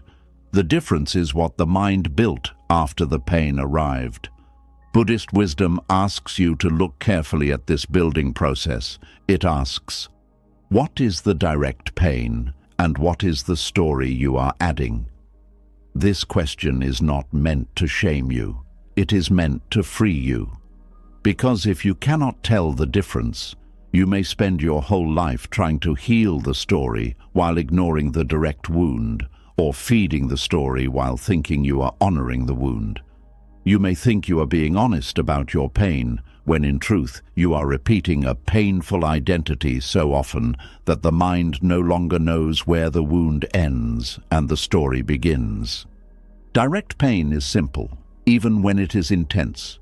It may say, "This hurts." The story says, "This will always hurt." Direct pain says, "I feel lonely tonight." The story says, "I will always be alone." Direct pain says, "That person disappointed me." The story says, "Everyone will disappoint me." Direct pain says, "I made a mistake." The story says, "I am a failure." Direct pain says, "Something ended." The story says, "Nothing good stays in my life." Direct pain belongs to the moment. The story tries to turn the moment into your destiny. This is one of the great ways suffering becomes identity. The mind takes a passing state and gives it a permanent name.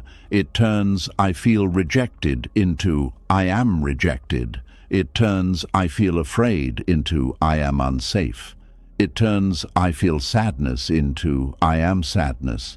It turns "I was hurt" into "I am the wounded one." And once pain becomes grammar, once it moves from something you experience into something you believe you are, acceptance becomes difficult. Because now you are not just accepting pain.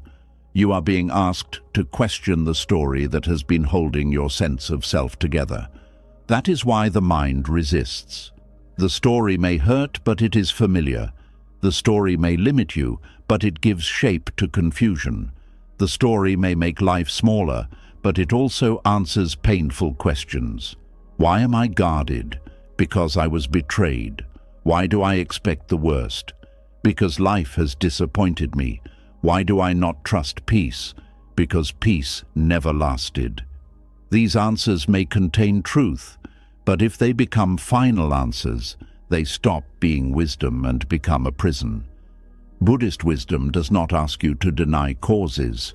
It does not say, "Forget what shaped you." It says, "See what shaped you, but also see that you are still being shaped now." This is important. The past may have created conditions, but awareness creates new conditions. If pain taught you fear, awareness can teach you space. If disappointment taught you suspicion, compassion can teach you softness with boundaries. If loss taught you clinging, mindfulness can teach you how to hold life with open hands. The story says, "This is how I am because of what happened." Wisdom says, this is what happened, and now I can see how I am relating to it. That small shift is powerful. Pain is often unavoidable, but the story of pain can be examined. Pain may arise without permission, but the story grows through attention. Pain may be natural, but the identity around pain is conditioned. This means it has been learned, repeated, strengthened, and protected. And what has been learned can be understood. What has been repeated can be interrupted. What has been strengthened can be softened. What has been protected can be met with compassion and slowly released. The mind, however, often protects the story because the story gives pain meaning. Human beings struggle with meaningless hurt. When something painful happens, the mind does not want only to feel it. It wants to explain it. It wants to know why. Why did this happen? Why did they leave? Why was I treated that way? Why did life choose me for this? Why did I not see it coming? Why did I stay? Why did I trust? Why did I fail? These questions are human. They arise because the mind wants order. But if the questions do not receive a healing answer, they can become a wheel. The person keeps turning and turning, not because the turning brings freedom, but because stopping feels like surrendering to confusion. This is how the story of pain becomes endless. The mind keeps trying to create a version of the past that no longer hurts. It keeps rewriting conversations. It keeps looking for hidden signs. It keeps gathering evidence. It keeps placing blame. It keeps defending itself before an invisible judge. And after a while, the story is no longer helping the wound heal. It is keeping the wound open so the mind can keep working on it. Buddhist wisdom teaches that some freedom comes not from finding the perfect answer, but from seeing the suffering created by the demand for an answer. There may be things you will never fully understand. There may be apologies that never come. There may be reasons that remain unclear. There may be people who never explain themselves honestly. The mind may hate this. It may say, I cannot be free until I know why. But sometimes the need to know why becomes another chain. Sometimes the deepest release begins when you stop asking the past to become clear enough to give you peace. This does not mean you stop caring. It means you stop making peace dependent on the cooperation of the past. Pain says, something happened. The story says, I cannot live fully until what happened makes sense. Pain says, I was hurt. The story says, the person who hurt me must understand my pain before I can heal. Pain says, I lost something. The story says, because I lost this, my life can never open again. The story turns pain into a contract. It says life must repay you before you can breathe. But life does not always repay in the way the wounded mind demands.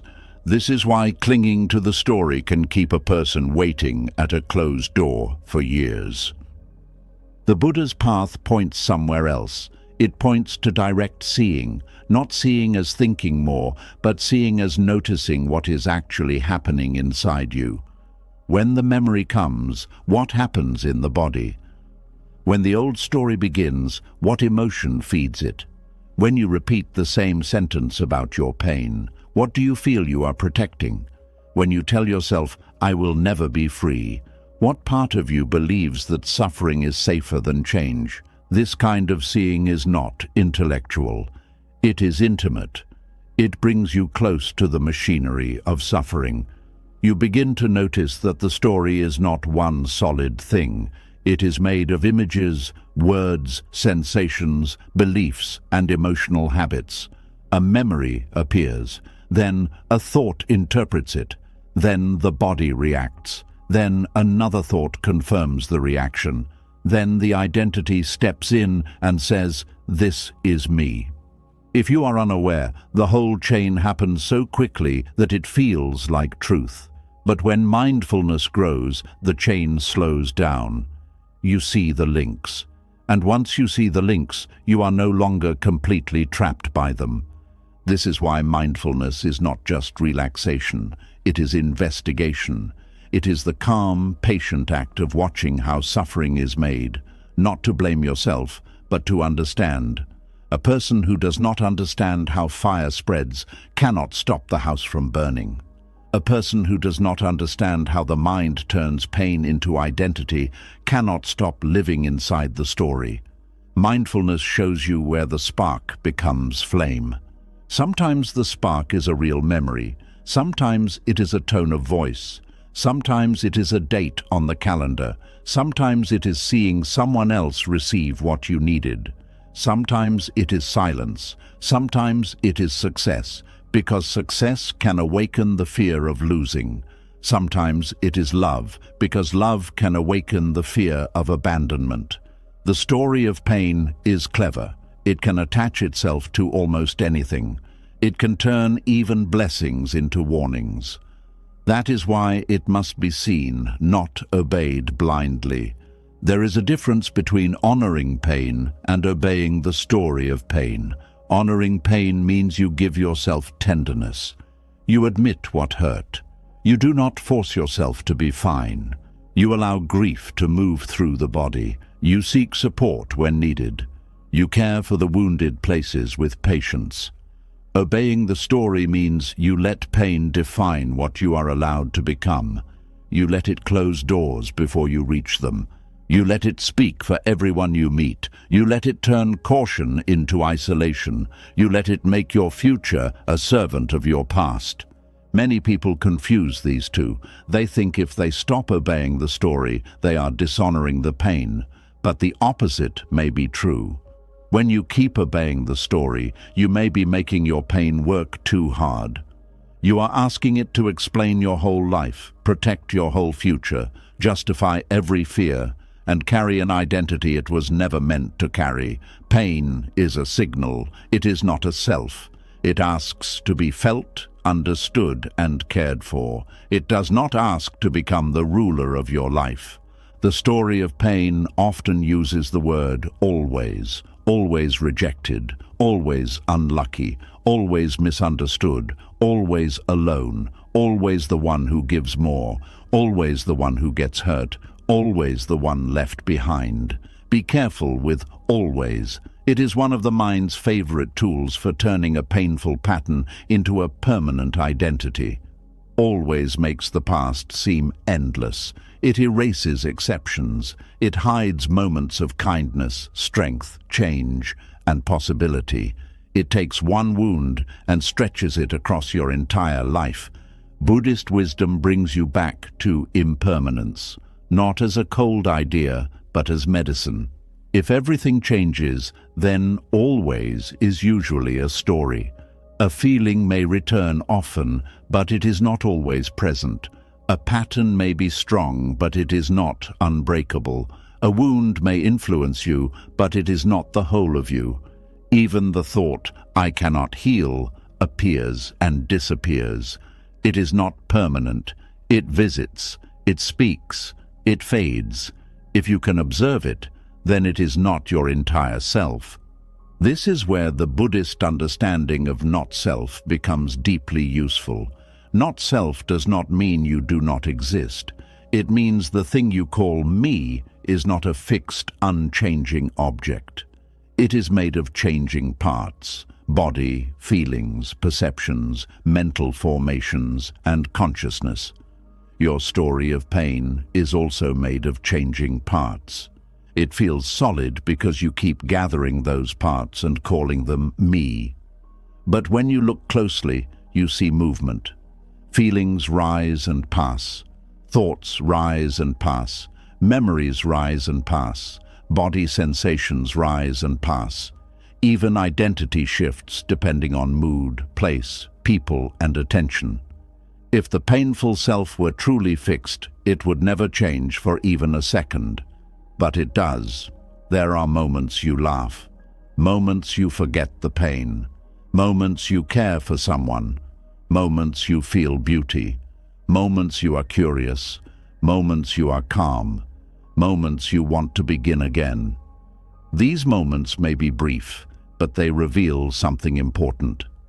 The story of pain is not the whole truth. It may be loud, but it is not total. The mind may argue, but the pain comes back. Yes, it may, but something coming back does not mean it is you. Clouds come back, rain comes back, night comes back. None of them are the sky. In the same way, sadness may return, fear may return, memory may return, but you are not required to build your identity from every returning weather. Buddhist practice helps you become more like the sky, aware of what passes through but not reduced to what passes through. This is not easy in the beginning because the story of pain often feels morally important. It says, if I let this go, I am saying it was okay. It says, if I stop telling the story, no one will know what I endured. It says, if I become peaceful, the person who hurt me wins. These thoughts can be powerful because they tie suffering to justice. But inner freedom is not the same as declaring the past acceptable. You can still know something was wrong. You can still have boundaries. You can still choose distance. You can still speak truth. But you do not have to keep drinking poison to prove that poison was given to you. Acceptance is not the erasing of moral clarity. It is the ending of self-punishment. Pain may need justice, action, support, or protection. But the story of pain often keeps punishing the one who was already hurt. It replays the wound in the mind. It keeps the body tense. It steals sleep. It blocks joy. It makes new love pay for old harm. It keeps life small. It says it is protecting you, but often it is continuing the injury from inside. This is why Buddhist wisdom is so firm about clinging. Clinging does not keep the past from being wrong.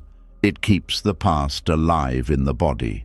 There is a form of suffering that comes from pain, and there is a form of suffering that comes from resisting pain. Direct pain says, this hurts. Resistance says, this must not be here. I cannot feel this. I should be over this. This means I am weak. This ruins everything. Resistance turns pain into a battle against yourself. The pain is already there, and then the mind attacks the fact that it is there. Now there are two pains, the original feeling and the conflict with the feeling. Acceptance reduces the second pain. It does not always remove the first.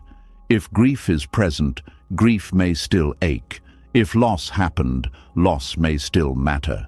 If the body hurts, the body may still need care. But acceptance stops adding the extra violence of denial, shame, and inner argument. It says, this is here.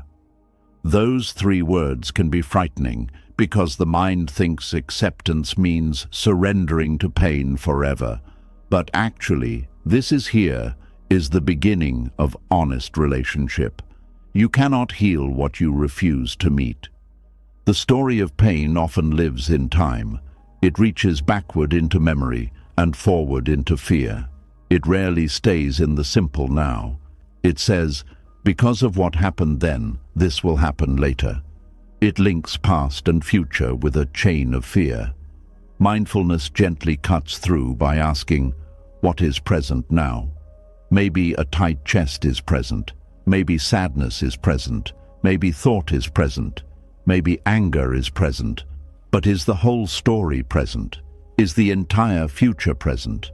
Is the old person who hurt you present in this room? Is the past happening now, or is the body remembering it? These questions are not meant to dismiss pain. They are meant to separate direct experience from mental construction. This separation brings space, and space brings choice. Without space, memory becomes reality. With space, memory becomes memory. Pain becomes pain. Thought becomes thought. Fear becomes fear. None of them need to become identity. The phrase, my story of pain, is powerful because of the word my. The mind claims pain. It says my wound, my betrayal, my abandonment, my sadness, my trauma, my loss, my brokenness. This claiming can feel natural. Pain happened within your life, so it feels personal. But Buddhism asks you to look gently at how ownership can become bondage. The more tightly the mind says "my," the more solid the suffering becomes. The pain is no longer an experience passing through awareness. It becomes a possession the self guards. Sometimes people guard their pain because it is the last connection to something or someone. A grief story may feel like the last thread to a lost person. An anger story may feel like the last defense against injustice. A betrayal story may feel like the last proof that you were not foolish. A childhood pain story may feel like the only witness to what the younger self endured. So the mind says "my" with both sadness and protection. It does not want to lose the story because it fears losing the meaning. But releasing ownership is not losing meaning. It is allowing meaning to mature. At first, meaning may be "this hurt me." Later, meaning may become "this taught me what needs compassion." Later still, it may become "this opened my eyes to suffering in others." And one day, meaning may become quiet, not needing to explain itself all the time. The event remains part of your path, but it is no longer the center of your name. Pain becomes "my story of pain" through language. Listen to the sentences you repeat inwardly. Some sentences heal, some sentences harden. "I was hurt, and I am learning to care for myself" is different from "I am damaged forever." "I feel fear, and I can move slowly" is different from "I cannot trust anything." "This memory is painful" is different from "my life is only pain." Language can either create space or close the door. The words you use inside yourself become the atmosphere your heart breathes. This is why Buddhist practice often values right speech, not only toward others, but also inwardly. The way you speak to yourself shapes the way suffering moves. Harsh inner speech makes pain contract. Wise inner speech allows pain to be held without becoming identity. You do not need to lie to yourself with false positivity. You need truthful, spacious language, language that admits pain without making it permanent, language that respects fear without crowning it king, language that honors the past without letting it devour the present. The story of pain also grows through selective memory. The mind gathers evidence that supports the story and ignores what does not. If the story is "no one cares," the mind may overlook the person who checked on you. If the story is "I always fail," the mind may dismiss the quiet ways you kept going. If the story is "nothing good stays," the mind may not notice small forms of stability. This is not because the mind is evil. It is because the mind tends to confirm what it already believes.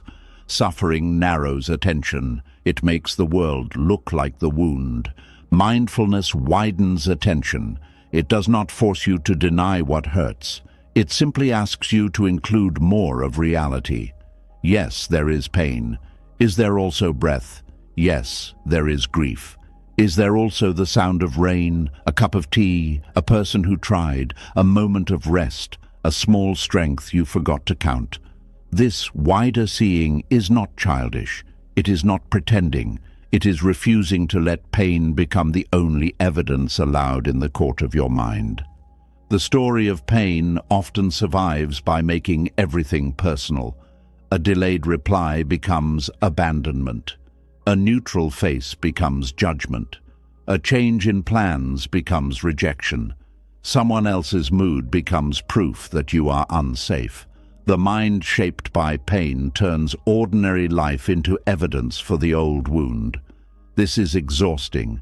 It means the body lives in constant reaction, not to reality alone, but to the meaning added on top of reality. Buddhist wisdom teaches perception carefully because perception is not always pure seeing. It is seeing mixed with memory, fear, desire, and past conditioning. You are not only seeing what is there, sometimes you are seeing what pain taught you to expect. This is why pausing matters. Before reacting, you can ask, what did I actually see? What did I add? What do I know? What am I assuming? Is this pain from now or pain from before entering now? These questions create a gap between event and story. In that gap, freedom breathes. Pain may need comfort, story may need investigation. This distinction is very useful. When direct pain is present, be kind. Soothe the body. Allow tears. Rest. Speak gently. Reach for support. But when the story begins spinning, investigate. Is this true? Is it always true? What does this story want from me? What does it protect? What does it cost? Who would I be in this moment if I did not add this sentence to the pain? That last question can open a door. Who would you be if sadness was here, but the story "I will always be sad" was not added?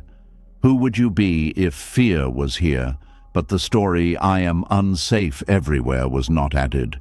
Who would you be if memory was here, but the story "My life ended there" was not added? You may not become instantly peaceful, but you may feel space, and space is the beginning of release.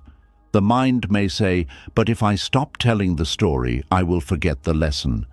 This is another fear, but wisdom does not require endless suffering. A lesson can remain without the wound being reopened every day. You can remember not to place your hand in fire without burning your hand every morning. You can learn discernment without reliving betrayal. You can keep boundaries without rehearsing every reason for them. You can carry wisdom lightly. This is one of the signs of healing. The lesson remains, but the identity softens. At first, the story may have been necessary. It helped you organize chaos. It gave words to something overwhelming. It helped you tell someone, "This is what happened to me." It helped you understand your reactions. Do not hate the story. At a certain stage, it may have served you. But every tool has a time. A cast helps a broken bone heal. But if you never remove it, it weakens the limb. In the same way, the story of pain may help you name the wound, but if you never loosen it, it can weaken your ability to live beyond the wound. Buddhist wisdom often works through direct contact with reality. It brings you back from the story to the sensation, from the sensation to awareness, from awareness to spaciousness. Instead of saying, "I am destroyed," you may notice, "There is pressure in my chest, heat in my face, a thought saying, 'I cannot go on,' and a memory rising." This may sound less dramatic, but it is more precise. Precision weakens the spell of identity. When you name what is actually happening, the mind has less room to turn it into a universe. There is freedom in saying, "A thought is here," instead of, "This is the truth." There is freedom in saying, "Fear is moving through me," instead of, "I am fear." There is freedom in saying, "Pain is present," instead of, "My life is pain." This language does not erase the experience. It places the experience in awareness instead of placing your whole self inside the experience. The story of pain often asks to be repeated. It wants to be told again, reviewed again, defended again. Sometimes telling your story is healing, especially when it has been hidden or denied. But repetition without release can become another form of clinging. You can tell the story so many times that you strengthen the identity more than you soothe the wound. The question is not, "Should I ever speak of my pain?" Of course you may need to speak. The question is this telling helping the pain move or helping the identity stay fixed? You can feel the difference. Healing speech often brings softness, clarity, breath, and a sense of being witnessed. Repetitive clinging speech often brings tightness, heat, more blame, more helplessness, and the need to repeat again soon. One opens space, the other deepens the groove. This is not a rule to silence you. It is a gentle invitation to notice what your own words are doing to your own heart. Pain is intimate, but the story of pain can become public identity. Sometimes people become known by what happened to them. Their suffering becomes the first thing others remember. Their wound becomes their introduction. Their struggle becomes their role in the family, the friendship, or the community. This can feel validating at first, especially if you were ignored before, but over time it can become limiting. You may feel pressure to remain the wounded one because that is how others recognize you. Buddhist wisdom would ask you to look at this with compassion. Are you allowed to change? Are you allowed to be more than the role people understand? Are you allowed to become peaceful even if others still expect your pain? Are you allowed to outgrow the version of you that made sense to everyone else? The answer must become yes. Healing may confuse people who only knew your wound, but your freedom cannot depend on everyone adjusting quickly to your growth. There is pain, and there is the identity that forms when pain is witnessed, repeated, named, and socially reinforced. To leave that identity, you may have to disappoint the expectations built around your suffering. You may have to stop explaining yourself in the old way. You may have to speak less from the wound and more from the wisdom that grew after it. You may have to let people meet a version of you that is not always available for the same sad conversation. This is not arrogance. This is growth. The Buddhist difference between pain and my story of pain is not a small idea. It is one of the central doors to liberation. Because as long as pain and story are fused together, you cannot touch pain without awakening the whole identity. A small sadness becomes your entire past. A small rejection becomes every rejection. A simple uncertainty becomes proof that life is unsafe. But when pain and story separate, you can care for the sadness without drowning in the identity. You can feel the sting without adding a lifetime sentence. You can meet the moment without inviting every old wound to sit at the table. This is how freedom becomes practical. Not dramatic, but practical. A memory comes and you breathe. A thought says, "This is who I am," and you answer, "This is a thought shaped by pain." A feeling rises, and you place a hand on the body instead of building a future from it. Someone disappoints you, and you respond to that person, not to every person who ever disappointed you. A quiet evening arrives, and instead of entering the old story, you let the quiet be quiet. These small changes are not small. They are how the story loses authority. The first arrow may still come. Life will still bring pain. People may still fail you. Loss may still visit. The body may still ache. Memories may still rise. But the second arrow can be understood. The second arrow can be softened. The second arrow does not need to be fired again and again by your own mind. This is not perfect control. It is practice. It is the gradual training of awareness to see suffering before it becomes self. And with time, something beautiful happens. Pain becomes less frightening because it no longer means identity. Sadness can come without convincing you that you are sadness. Fear can come without proving that your whole life is danger. A wound can speak without taking over the room. You begin to trust that experiences can move through you without becoming you. This is the heart of Buddhist freedom. Not a life without pain, but a life where pain is no longer turned into a prison by the story of me and mine. Not a life where memory disappears, but a life where memory no longer owns the present. Not a life where you become untouched, but a life where you are touched deeply and still remain wider than what touched you. And when you truly begin to see this, acceptance becomes less like defeat and more like wisdom. You are not accepting the story that says you are broken forever.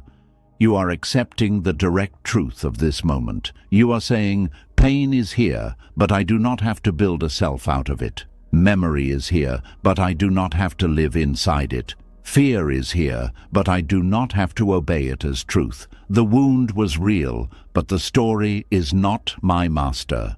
That is where the old home of suffering begins to lose its final power, because the house was never built from pain alone. It was built from pain plus belief, pain plus repetition, pain plus identity, pain plus this is me. And now, through awareness, you begin removing one belief at a time, one repeated sentence at a time, one false permanence at a time, one unnecessary second arrow at a time. You may still feel pain, but you begin to stop becoming the story. And that is a quiet kind of liberation. You may still feel pain, but you begin to stop becoming the story. And this is where another hidden resistance appears, one that many people feel but rarely admit. The moment you stop becoming the story, a strange guilt may rise. It may feel as if you are turning your back on your own suffering. It may feel as if peace is asking you to betray the version of yourself that had to survive. And when you have suffered for too long, acceptance can feel less like freedom and more like abandoning the pain that has been your witness. That is why acceptance can feel so painful at first. Not because acceptance is wrong, but because the heart has confused letting go with betrayal. When you have carried pain for many years, it does not remain only a memory. It becomes a companion. A heavy companion, yes, but still a companion. It sat with you when no one understood. It followed you through silent nights. It explained why you could not trust easily. It gave shape to your anger. It gave language to your loneliness. It became the proof that something real happened. So when Buddhist wisdom gently says, "You can release this," the wounded mind may answer, "Release it? After all I went through, after all it cost me, after all the years I spent carrying it?" This is where acceptance feels like betrayal, because part of you may believe that if you stop suffering, you are saying the suffering was not serious. If you stop grieving, you are saying the loss did not matter. If you stop being angry, you are saying the wrong was acceptable. If you become peaceful, you are saying the wound was small. But this is not true. The wound does not need your lifelong suffering in order to remain real. What happened does not need to keep hurting you every day in order to be valid. Pain is not made more truthful by being repeated forever. A scar does not become false because it no longer bleeds. But the mind does not always understand this immediately. The mind may think, if I heal, who will remember what happened? This is especially true when your pain was ignored, dismissed, mocked, minimized, or misunderstood. When no one gave you the comfort you needed, your own suffering may have become the only witness you trusted. You may have carried it like evidence before an invisible court. Every tear, every sleepless night, every defensive reaction, every moment of withdrawal became a way of saying, "See, it was real. See, I did not make it up. See, it mattered." So acceptance may feel dangerous because it asks you to put down the evidence. But Buddhist wisdom does not ask you to deny the evidence. It asks you to stop living inside the courtroom. There is a difference. You can know what happened without spending the rest of your life trying to prove it. You can honor your pain without presenting it again and again to people who may never understand. You can validate your own suffering without needing your life to remain shaped like a wound. The deepest freedom begins when you no longer need the world to agree that you were hurt before you allow yourself to breathe. Acceptance feels like betrayal when suffering has become the way you stay loyal to your younger self. Somewhere inside, there may be a version of you who was hurt, abandoned, confused, rejected, or left alone with feelings too heavy to carry. That younger self may still be waiting for protection, waiting for someone to say, "You did not deserve that," waiting for someone to return and make things right, waiting for the past to change its face. And because that younger self still feels frozen in the pain, the adult self may feel guilty for moving on. It may feel cruel to step toward peace, while a part of you still feels stuck back there. But true acceptance is not leaving that younger self behind. True acceptance is finally going back with compassion and saying, I see you, I believe you. I will not deny what happened, but I will not keep our whole life trapped here. That is not betrayal, that is rescue. The wounded mind often thinks loyalty means staying in the same emotional place. It thinks love means continuing to hurt. It thinks remembrance means refusal to release. But there is another kind of loyalty, a wiser loyalty, the loyalty that says, because I suffered, I will not keep creating more suffering inside myself. The loyalty that says, because I was hurt, I will learn to be gentle with myself now. The loyalty that says, because life was painful, I will not make pain my only inheritance. This kind of loyalty does not abandon the past. It transforms your relationship with it. Buddhist wisdom is very clear about clinging. It teaches that clinging is one of the roots of suffering. But clinging does not always look like greed. Sometimes clinging looks like grief that refuses to soften because softening feels unsafe. Sometimes it looks like anger that has stayed too long because anger feels like justice. Sometimes it looks like identity built around a wound because the wound feels like proof. Sometimes it looks like repeating the same story because stopping feels like letting someone get away with what they did. This is why acceptance is often misunderstood. People hear acceptance and think it means approval. They think it means saying, what happened was okay.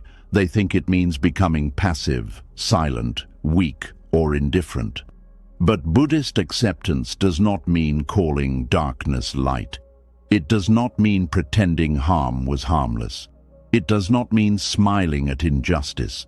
It means seeing reality as it is, without adding the extra suffering of denial, resistance, and endless inner war. Acceptance says, this happened, it hurt, it had consequences, and now I must decide whether I will keep letting it rule my inner life. That decision can feel like betrayal because the pain may have become a monument. People build monuments to remember what matters. In the same way, the mind can build a monument out of suffering.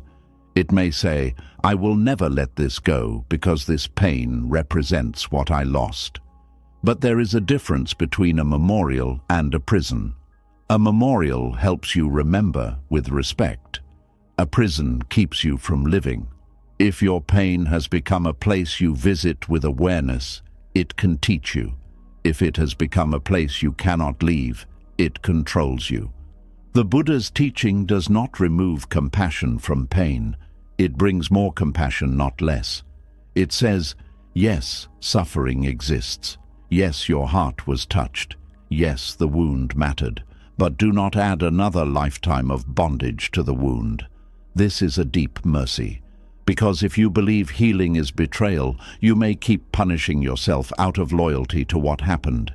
You may keep your joy small. You may reject peace when it comes. You may distrust calm because calm feels like forgetting. You may avoid happiness because happiness feels disrespectful to the pain you endured. But ask yourself gently, who taught you that your suffering needs your unhappiness as proof? If someone hurt you, must you keep hurting yourself in order to show that it mattered?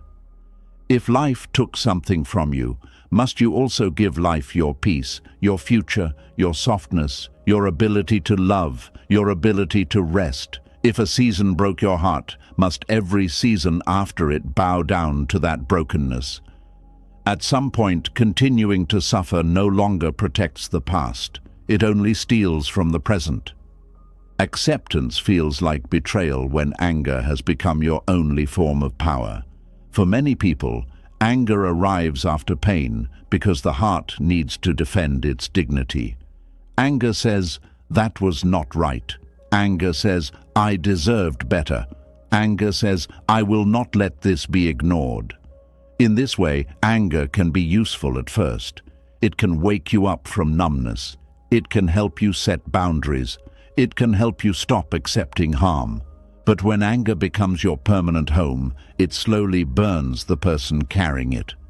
This is difficult because letting anger soften may feel like losing power. You may think, if I stop being angry, I become weak. If I stop holding this fire, I let them win. But Buddhist wisdom would ask, who is being burned by this fire now? If your anger helps you take wise action, listen to it.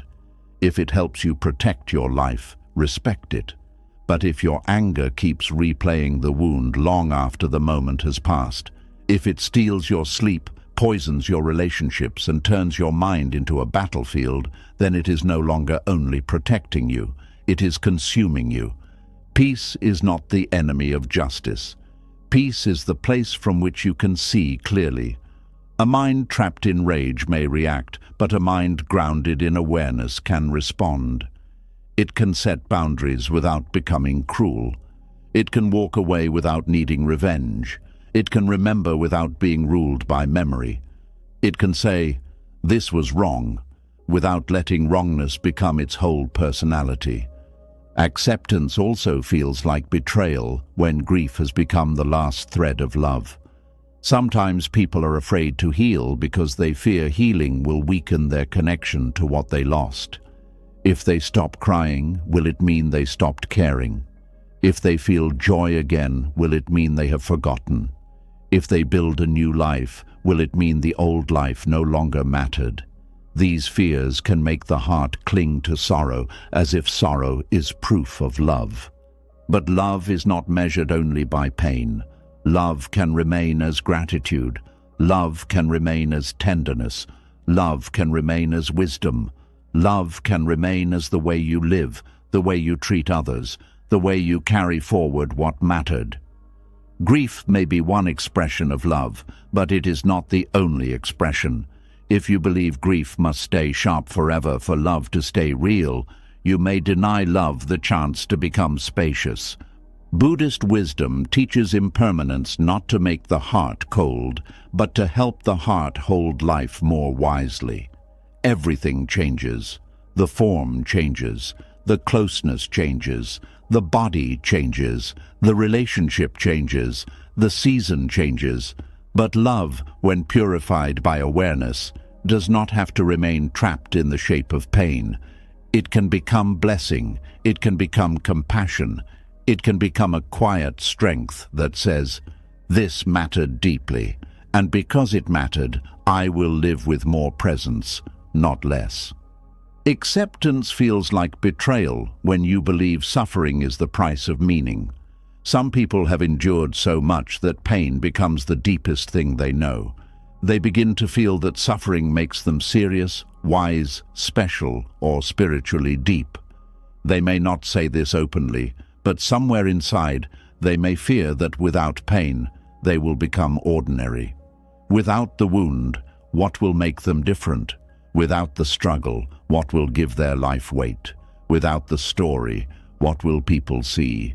This is another hidden attachment. The mind can become proud of its suffering. Not proud in a shallow way, but proud because suffering became proof of endurance. Look how much I survived. Look how deeply I feel. Look how much I understand. And truly, survival deserves respect. But the purpose of wisdom is not to remain wounded so you can feel deep. The purpose of wisdom is to see clearly enough that you do not need pain to prove your depth. A peaceful person is not a shallow person. A calm heart is not an empty heart. A healed mind is not a mind without history. Sometimes the deepest people are those who no longer need to display their pain to be real. They have suffered, yes, but they do not force every conversation to kneel before their suffering. They have wounds, yes, but they do not turn every wound into a throne. They have memories, yes, but they do not let memory speak louder than the present moment. This is the maturity acceptance invites. But the transition is not easy. After long suffering, your whole inner system may be organized around the wound. Your habits, your reactions, your relationships, your expectations, even your dreams may have been shaped by it. So when acceptance begins, it may feel like the floor is being removed. You may ask, if I am not fighting this anymore, what do I do with myself? If I am not defending my pain, who am I? If I am no longer waiting for someone to admit they hurt me, where does my energy go? These are honest questions. They show that suffering has been doing more than hurting you. It has been organizing you. It has given your mind a task. Acceptance removes the old task before the new life feels stable. This gap can feel empty. It can feel like betrayal because the old self does not yet trust the new self. The old self says, do not put this down. We know how to live with it. The new self says, but we are tired. The old self says, at least this pain is familiar. The new self says, familiar does not mean free. This inner conflict is part of healing. Do not mistake it for failure. When a person has lived in a dark room for years, even sunlight can hurt the eyes at first. That does not mean the sun is dangerous. It means the eyes need time. In the same way, acceptance may feel uncomfortable because your inner life is adjusting to a reality where pain is no longer the center. Buddhist practice gives you a gentle way through this. It does not demand that you drop everything at once. It asks you to observe the clinging, feel the guilt, notice the fear of betrayal. Sit with the part that says, if I accept this, I lose something. Then ask softly, what do I believe I am losing? Maybe you believe you are losing proof. Maybe you believe you are losing identity. Maybe you believe you are losing connection. Maybe you believe you are losing the right to be angry. Maybe you believe you are losing the seriousness of what happened. Once you see what you fear losing, you can answer it with wisdom. If you fear losing proof, remind yourself, my pain does not need to continue for my past to be real. If you fear losing identity, remind yourself, I am more than the wound. If you fear losing connection, remind yourself, love can remain without constant suffering. If you fear losing anger, remind yourself, I can keep the lesson without keeping the fire in my own body. If you fear losing the seriousness of what happened, remind yourself, peace does not make the past smaller, it makes my life larger. This kind of inner reassurance matters. Healing is not only insight, it is repeated re-education of the heart. The wounded mind has heard the old story many times. It will not trust a new truth after hearing it once. You must speak wisdom repeatedly, not as a slogan, but as medicine. Slowly, the heart begins to understand that acceptance is not abandonment. It is protection from further inner harm. Acceptance can also feel like betrayal when you are still waiting for the past to be repaired. There may be a secret belief inside you that says, if I hold on long enough, something will change. They will apologize. They will understand. Life will give back what it took. The old wound will finally receive the perfect answer. And sometimes, yes, repair happens. People apologize. Clarity comes. Relationships heal. But often, the exact repair the heart wants does not arrive. Then the question becomes painful. Will you remain chained to a repair that may never come? Buddhist wisdom does not ask this question harshly. It asks with compassion. It knows the heart longs for things to be made right. But it also knows that clinging to what cannot be controlled creates more suffering. Acceptance means you stop making your freedom dependent on someone else's awakening. You stop placing the key to your peace in the hands of a person who may never know how to hold it. You stop waiting for the past to become kind before you become kind to yourself. This is not fair, and it is okay to admit that. Healing often asks work from the person who was hurt. That can feel unfair. But there is a difference between unfairness and impossibility. It may be unfair that you have to heal what you did not choose, but it is still possible to heal. It may be unfair that someone else's actions shaped your pain, but it is still possible to stop giving their actions the power to shape every future breath. It may be unfair that closure never came from outside, but it is still possible to create an inner closure based on truth, compassion, and release. Acceptance feels like betrayal when you confuse release with permission. The mind says, if I release this, I am allowing it. But release does not give the past permission. The past already happened. Release gives your present self permission to stop being dominated by what happened. This is a completely different thing. You are not freeing the event from responsibility. You are freeing yourself from endless captivity to the event. Think of a heavy stone carried in the arms. You may say, I cannot put this down because someone gave it to me unfairly. That may be true, but your arms are still the ones aching now. Putting it down does not mean the person was right to give it to you. It means you are no longer willing to let your whole life be shaped by carrying it. This is the mercy of acceptance. There is another layer to this. Sometimes pain becomes a way to avoid the unknown. As long as you remain attached to suffering, you know what your life is about. You know your role. You know your complaint. You know your emotional position. But if you accept, you must enter a life where your energy is no longer organized around pain. You may have to discover joy. You may have to make choices. You may have to risk new relationships. You may have to create meaning instead of only explaining damage. That can feel frightening. So the mind may call acceptance betrayal when it is actually afraid of responsibility. This does not make the mind bad. It makes it human. Freedom can be frightening because freedom asks, now what? Once you are not spending all your energy fighting the past, you must decide how to live. This is a sacred question, but it can feel heavy. The wounded identity had answers. The free self must learn. This is why acceptance must be paired with patience. Do not expect yourself to release a long-held identity in one emotional moment. Do not expect the heart to trust peace immediately. Do not force yourself to feel grateful for lessons that still hurt. Acceptance is not a performance. It is a practice of telling the truth without turning the truth into a cage. You may begin with a very simple form of acceptance. This happened. Not, this was okay. Not, I am over it. Not, I understand everything. Just, this happened. Then, it hurt me. Then, it shaped me. Then, I have been carrying it. Then, I can begin to relate to it differently.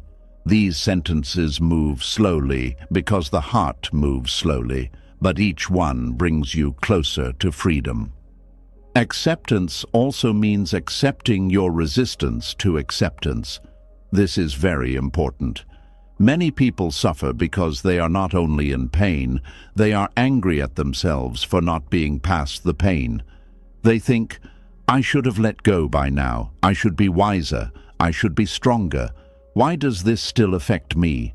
But this inner pressure only creates another layer of suffering. Buddhist wisdom would say, notice that too. Notice the resistance. Notice the shame. Notice the fear of betrayal.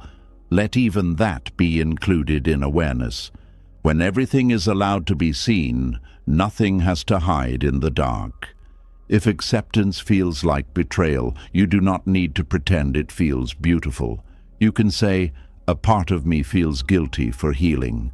That honesty is already acceptance. You can say, a part of me is afraid that peace will erase my pain. That awareness is already a doorway. You can say, a part of me still wants the world to know how much it hurt. That truth, held gently, is not weakness. It is the beginning of maturity. The more honestly you meet these parts, the less they need to control you. The part that fears betrayal does not need to be silenced. It needs to be understood. It needs to hear again and again that healing does not mean the pain was fake. It needs to hear that peace does not erase the past. It needs to hear that you can stop suffering without becoming disloyal to yourself.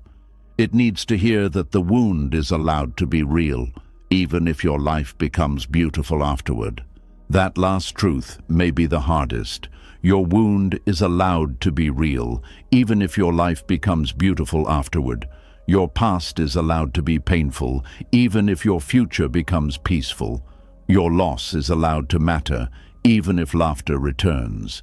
Your betrayal is allowed to be wrong, even if trust slowly grows again. Your grief is allowed to be sacred, even if joy begins to sit beside it. This is not contradiction. This is wholeness. The mind, trapped in suffering, thinks only one thing can be true at a time.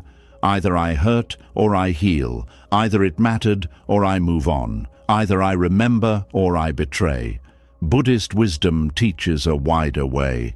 Pain and peace can both be part of the path. Memory and freedom can exist together. Compassion for the wounded self and movement toward a new life can happen at the same time. You do not have to choose between honoring what happened and allowing yourself to live. Acceptance becomes betrayal only when you believe suffering is the only honest response to suffering. But there are other honest responses. Wisdom is honest. Boundaries are honest. Compassion is honest. Rest is honest. Rebuilding is honest. Silence can be honest. Joy can be honest. A peaceful life after pain can be one of the most honest responses of all, because it says, what happened mattered, but it will not be allowed to become the whole story. There is deep courage in that. Not the loud courage of proving something to others, but the quiet courage of no longer using your own pain as a weapon against your future.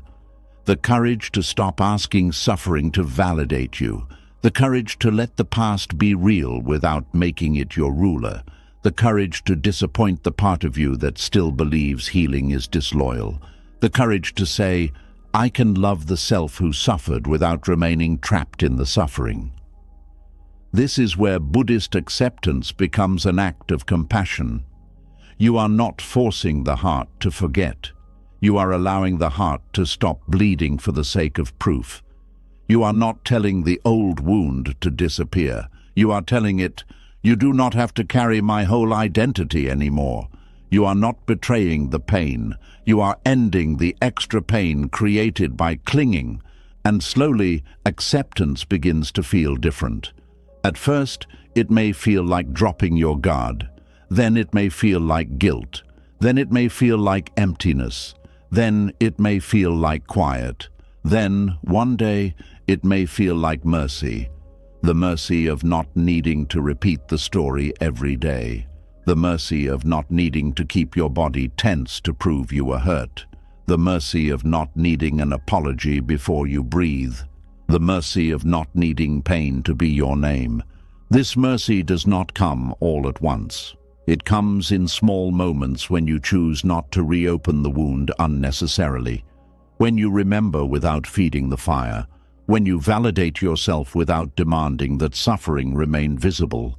When you allow one peaceful breath without suspicion. When you let a good moment be good, even though painful moments came before it. When you realize that the past can be part of you without being all of you. That is when the feeling of betrayal begins to soften. Because the heart slowly learns that acceptance is not turning away from the wounded self. It is turning toward that self with more love than suffering ever could.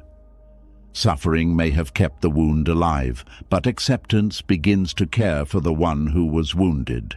Suffering says, stay here with me forever.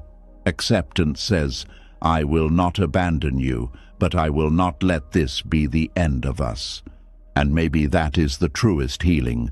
Not rejecting the pain, not worshipping the pain, not denying the pain, but holding it with enough wisdom that it no longer has to become your whole life. Acceptance does not betray your suffering.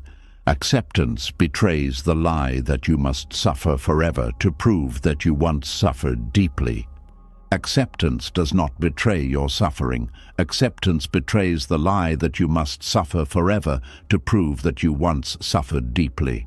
And once that lie begins to weaken, another hidden force appears inside the mind. It is more subtle than fear, more difficult to admit than grief, and often more protected than pain itself. It is the ego's secret attachment to being wounded. This is not easy to hear, because no one wants to think they are attached to their wound. The heart says, "I did not choose this pain." And that is true. You may not have chosen what happened. You may not have chosen the loss, the rejection, the betrayal, the disappointment, the loneliness, the years of survival, or the inner heaviness that followed. But sometimes, after pain enters the life, the ego quietly begins to use it. Not because you are bad, not because your pain is fake, not because you enjoy suffering, but because the ego can turn almost anything into identity, even sorrow. The ego does not only attach to pride, success, beauty, praise, money, knowledge, or being right. It can also attach to being wounded. It can say, "This pain makes me different." It can say, "This wound explains me." It can say, "This suffering gives me depth." It can say, "This story gives me a place in the world." And slowly, without your full awareness, the wound becomes more than something that happened. It becomes something the ego uses to feel solid. In Buddhist wisdom, ego is not simply arrogance. Ego is the deep habit of making a fixed self out of changing experiences. It says, "This is me, this is mine, this is who I am." It takes thoughts, feelings, memories, roles, victories, failures, and wounds, then wraps them together and calls the bundle self. So when suffering stays for long, the ego may begin to include suffering in that bundle. It says, "I am the one who was hurt. I am the one who was abandoned. I am the one who was betrayed. I am the one life treated unfairly. I am the one who understands pain more than others." At first, this may feel like honest recognition, but over time, it can become a hidden attachment. The dangerous thing about this attachment is that it does not feel like attachment. It feels like truth. It feels like dignity. It feels like self-protection. It feels like justice. It feels like memory. It feels like loyalty to what happened. But if you look closely, you may notice that the ego does not only want the pain to be acknowledged, it wants the pain to remain central. It wants the wound to keep explaining you. It wants the story to keep giving you a shape. It wants the old injury to remain a kind of throne from which the self can speak. This is where suffering becomes complicated. The wound hurts, but it also gives the ego a position. It gives the ego a reason to say, "I am special because I have suffered," or "I am separate because no one understands me," or "I am wiser because I have been through more," or "I am allowed to stay guarded because I was hurt." Some of these statements may contain truth. Pain can teach. Pain can deepen compassion. Pain can make a person more alert. But the ego takes a lesson and turns it into a crown. It takes survival and turns it into superiority. It takes a wound and turns it into a name. This is why the ego may resist healing. Healing threatens the ego's favorite story. If the ego has built itself around being wounded, then peace feels like losing status. If pain has become the reason you feel unique, then healing may feel like becoming ordinary. If suffering has become your proof of depth, then calm may feel shallow. If being hurt has become your explanation for every reaction, then acceptance may feel like losing the defense that protects you from responsibility. This is not a reason to shame yourself. It is a reason to become deeply honest. because ego attachment grows in darkness. It weakens when seen clearly. The ego loves certainty, even painful certainty. It would rather say, "I am broken," than sit in the open space of, "I am changing." It would rather say, "I can never trust," than face the delicate work of learning discernment. It would rather say, "This is just who I am," than admit, "This is a pattern I learned." It would rather keep the old wound as a permanent identity than enter the unknown field of healing. Why? Because a fixed identity feels safe. Even a painful fixed identity gives the ego something solid to hold. But life is not fixed. Buddhism reminds us again and again that all things are changing. The body changes, feelings change, thoughts change, roles change, relationships change. Even the story you tell about yourself changes. But the ego fears this flow. It wants to freeze life into a self-image. It says, "This is me," and when the self-image is wounded, it says, "This wounded me is the real me." That is where suffering deepens, because now healing is not only a matter of easing pain. Healing becomes a threat to who the ego thinks you are. This is why some people defend their pain more fiercely than they defend their peace. You may offer them another way to see themselves, and they may reject it. Not because they are hopeless, but because the wound has become familiar ground. They know how to speak from it. They know how to gain sympathy through it. They know how to avoid risk through it. They know how to explain every closed door with it. But peace asks them to stand without that old explanation. Peace asks them to be present without the drama of injury. Peace asks them to become larger than the wound.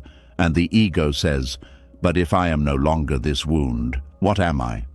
That question can feel terrifying. The ego's secret attachment to being wounded often shows itself through repeated self-description.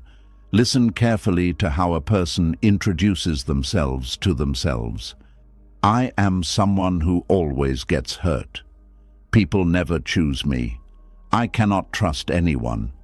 I am too damaged. I have been through too much. I am different from people who have easy lives." These sentences may feel like honesty, but they may also be rituals of identity. Each time the sentence is repeated, the wounded self becomes stronger. The ego hears itself named again and again, and it feels confirmed. This is why Buddhist practice pays close attention to thought and speech. Words are not empty. They shape inner reality.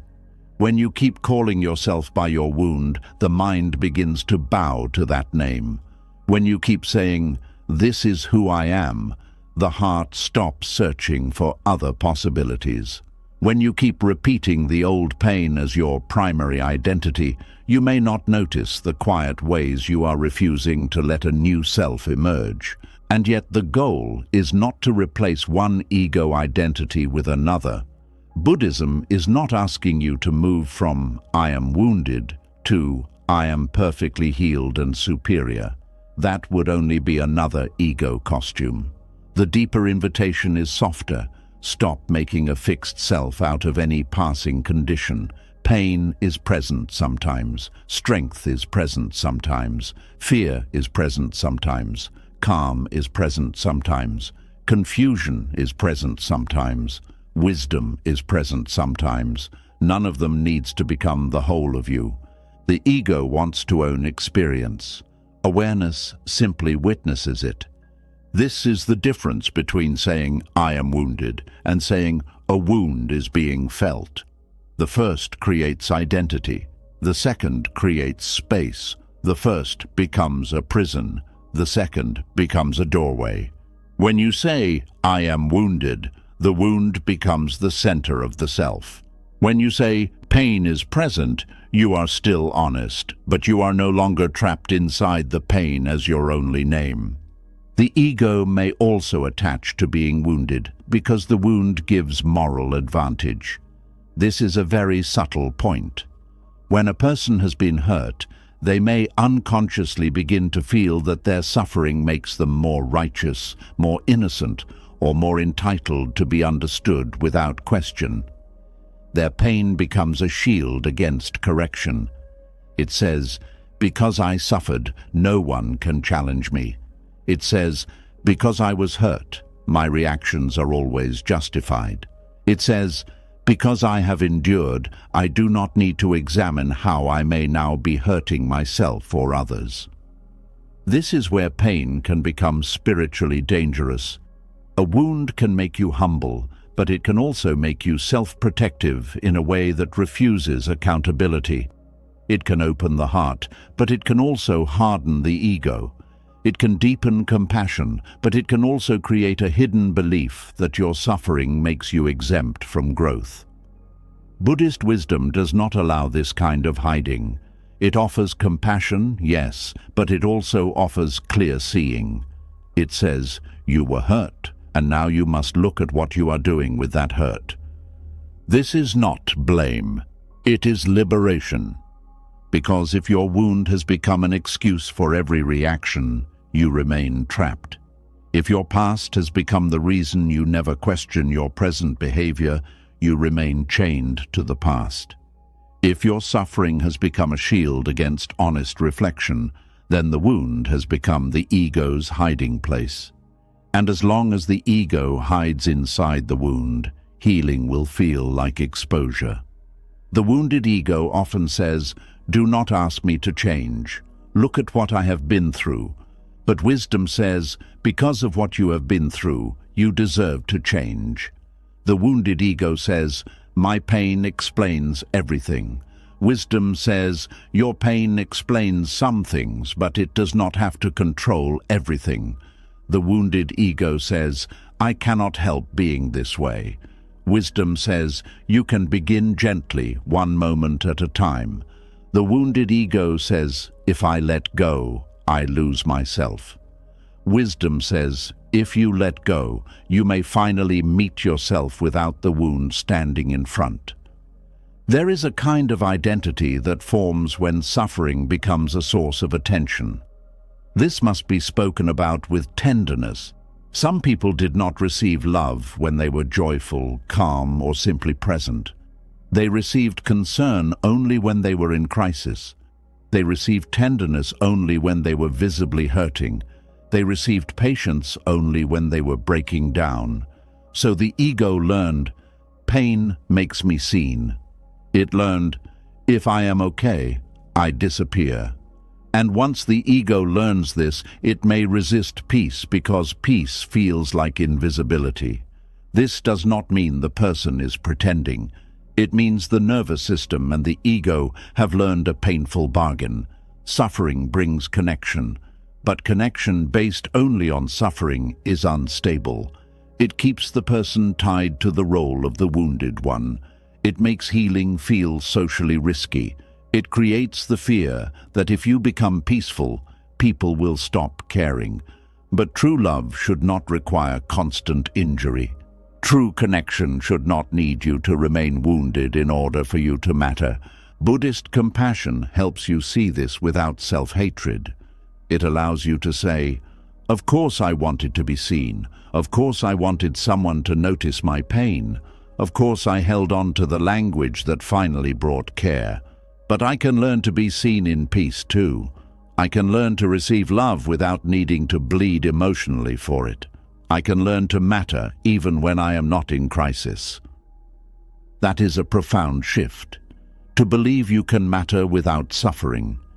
The ego also attaches to woundedness because woundedness can protect you from trying. If you believe you are too damaged, then you do not have to risk beginning again. If you believe people will always hurt you, then you do not have to risk opening carefully. If you believe life is already against you, then you do not have to risk hope. If you believe healing is impossible, then you do not have to face the slow discipline healing requires. Pain becomes not only a wound, but a hiding place from possibility. Possibility can be frightening because it asks something from you. It asks for movement. It asks for responsibility. It asks for patience. It asks for the courage to live without the old excuse. The ego may prefer the sadness it knows to the freedom that asks it to grow. This is why the wounded identity can feel strangely comfortable. It lowers the demand of life. It says, "I cannot." It says, "Do not expect too much from me." It says, "I am this way because of what happened."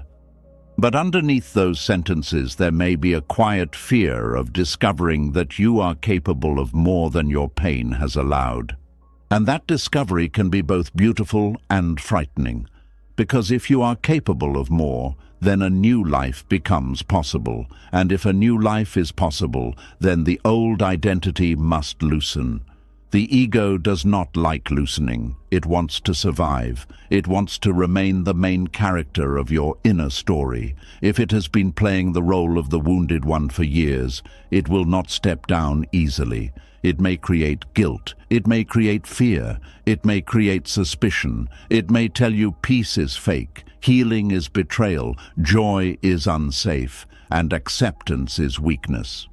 It will say anything to keep its position. This is why mindfulness is necessary.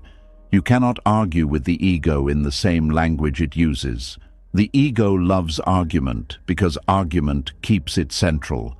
You must observe it. You must notice how it moves. Notice when it turns pain into importance. Notice when it uses hurt to avoid responsibility. Notice when it prefers sympathy over freedom. Notice when it repeats the wound because silence feels empty. Notice when it rejects peace because peace does not give it a dramatic role. Observation weakens identification. When you can say, "The wounded ego is speaking," you are no longer completely inside it. You have become the witness. That witness is not cold. It is not cruel. It is spacious. It sees the wounded ego with compassion, but it does not obey every demand. It can say, "I understand why you cling. I understand why you fear being ordinary. I understand why pain gave you a sense of self. But we are not here to live forever as a wound." The ego's attachment to being wounded can also appear as comparison. It may compare suffering with others. It may say they do not understand real pain. It may feel secretly offended when others speak of their struggles. It may minimize other people's wounds because it wants its own wound to remain special. This is painful to admit, but important.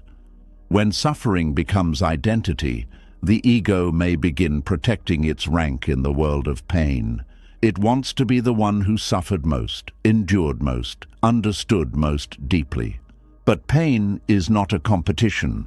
The moment suffering becomes a competition, compassion begins to shrink. Buddhist wisdom opens the opposite door.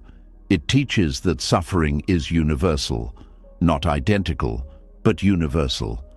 Everyone carries something.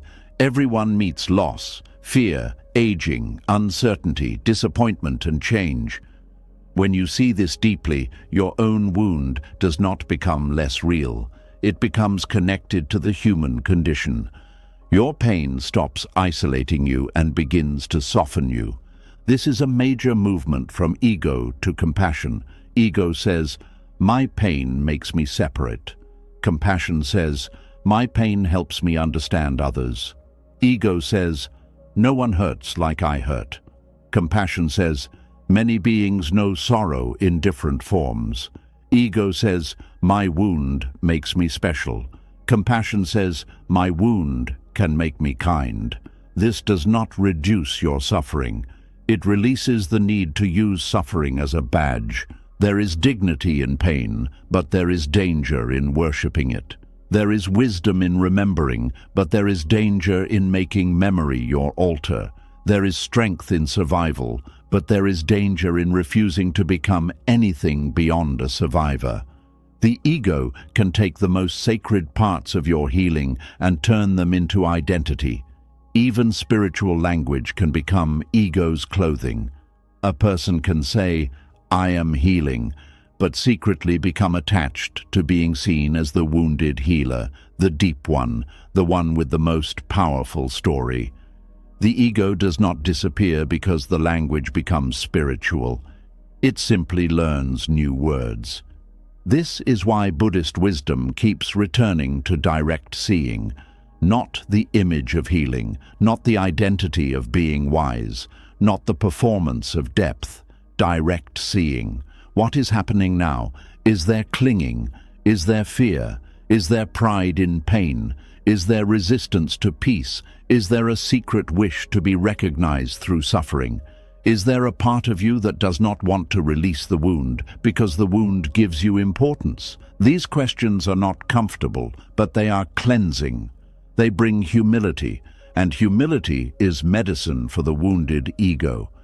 Humility does not mean insulting yourself. It means seeing clearly that even your pain can become a place where ego hides. It means admitting something in me has become attached to this wound. That admission can feel sharp at first, but it is not condemnation. It is freedom beginning. Because what is unconscious controls you. What is seen can be held differently. The ego's secret attachment to being wounded also survives through resentment. Resentment gives the ego a sense of power because it keeps the offender, the loss or the unfairness present in the mind. It says, "I will not let this go." But often resentment is not true power. It is a way of keeping the self attached to the wound. The ego may prefer resentment because resentment gives it a story to return to, an enemy to focus on, a reason to feel morally awake. Without resentment, the ego may feel empty. It may not know what to do with the energy that was once spent rehearsing pain. Buddhist wisdom does not demand that resentment vanish by force. It asks you to understand its cost. What does resentment do to your body? What does it do to your sleep? What does it do to your ability to love? What does it do to your face, your breath, your future?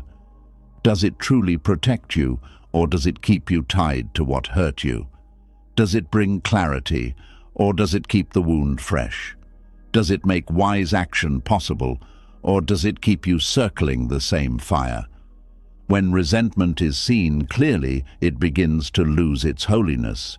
You stop treating it as proof of self-respect. You begin to see that self-respect may actually require putting it down, not because the past was right, but because your life deserves to be more than a reaction to the past. This is another thing the ego fears, being more than a reaction. The wounded ego is reactive. It defines itself against what happened, against who left, against who failed, against who did not understand, against what life took. But a free life cannot be built only in reaction. At some point you must ask, what do I love? What do I value? What do I want to practice? What kind of mind do I want to cultivate? What kind of presence do I want to bring into the world? These questions move you from wound-centered identity to life-centered awareness. The ego may resist because these questions do not keep the wound at the center. They ask you to create instead of only defend. They ask you to live instead of only explain. They ask you to become responsible for the quality of your attention. And in Buddhism, attention is everything. What you feed with attention grows. If you feed the wounded identity every day, it becomes stronger. If you feed awareness, compassion, patience, and wise action, those qualities become more available. This does not mean ignoring pain. It means feeding pain only with the kind of attention that heals, not the kind that hardens. There is attention that is like warm water on a wound, cleaning it gently. There is also attention that is like scratching the wound open again. The ego often prefers the second kind because it keeps the wound active. Awareness learns the first kind. A healed relationship with pain does not need to perform. It does not need to announce itself constantly. It does not need to win every conversation. It does not need to be the most wounded person in the room. It can speak when speaking is useful and be silent when silence is kind. It can remember without displaying. It can feel without becoming dramatic. It can protect boundaries without building identity around defense. This is not emotional deadness, it is maturity. The wounded ego often fears maturity because maturity is quieter than pain. Pain can be loud. Pain can command attention. Pain can create intensity. Maturity can feel too simple at first. It says, feel this, learn from it, do not become it. Act wisely, release what burns you, return to the breath. The ego may call this boring because it does not provide the same drama. But peace is often quiet. Healing is often quiet. Real freedom rarely performs for applause. This is why the ego may keep looking for conflict. Conflict gives wounded identity something to do. If there is conflict, the ego can feel justified. It can say, see, I knew I had to be guarded. It can return to its old role. But without conflict, the ego has to face itself. It has to sit in stillness. It has to feel the emptiness beneath the story. It has to admit that some of the battle is now being continued from within. This is painful, but it is also a doorway. When outer enemies disappear and inner war remains, you begin to see that the work is no longer only about what happened. It is about the self that formed around what happened. This is exactly where Buddhist practice becomes powerful.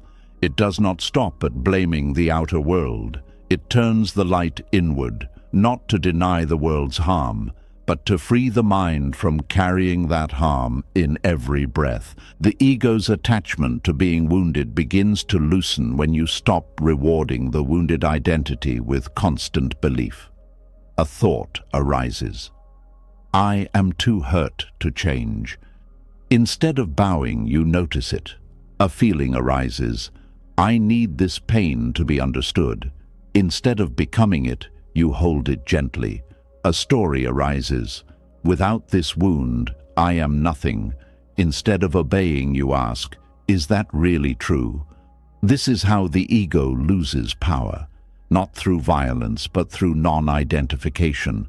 Non-identification means you no longer confuse every inner movement with yourself.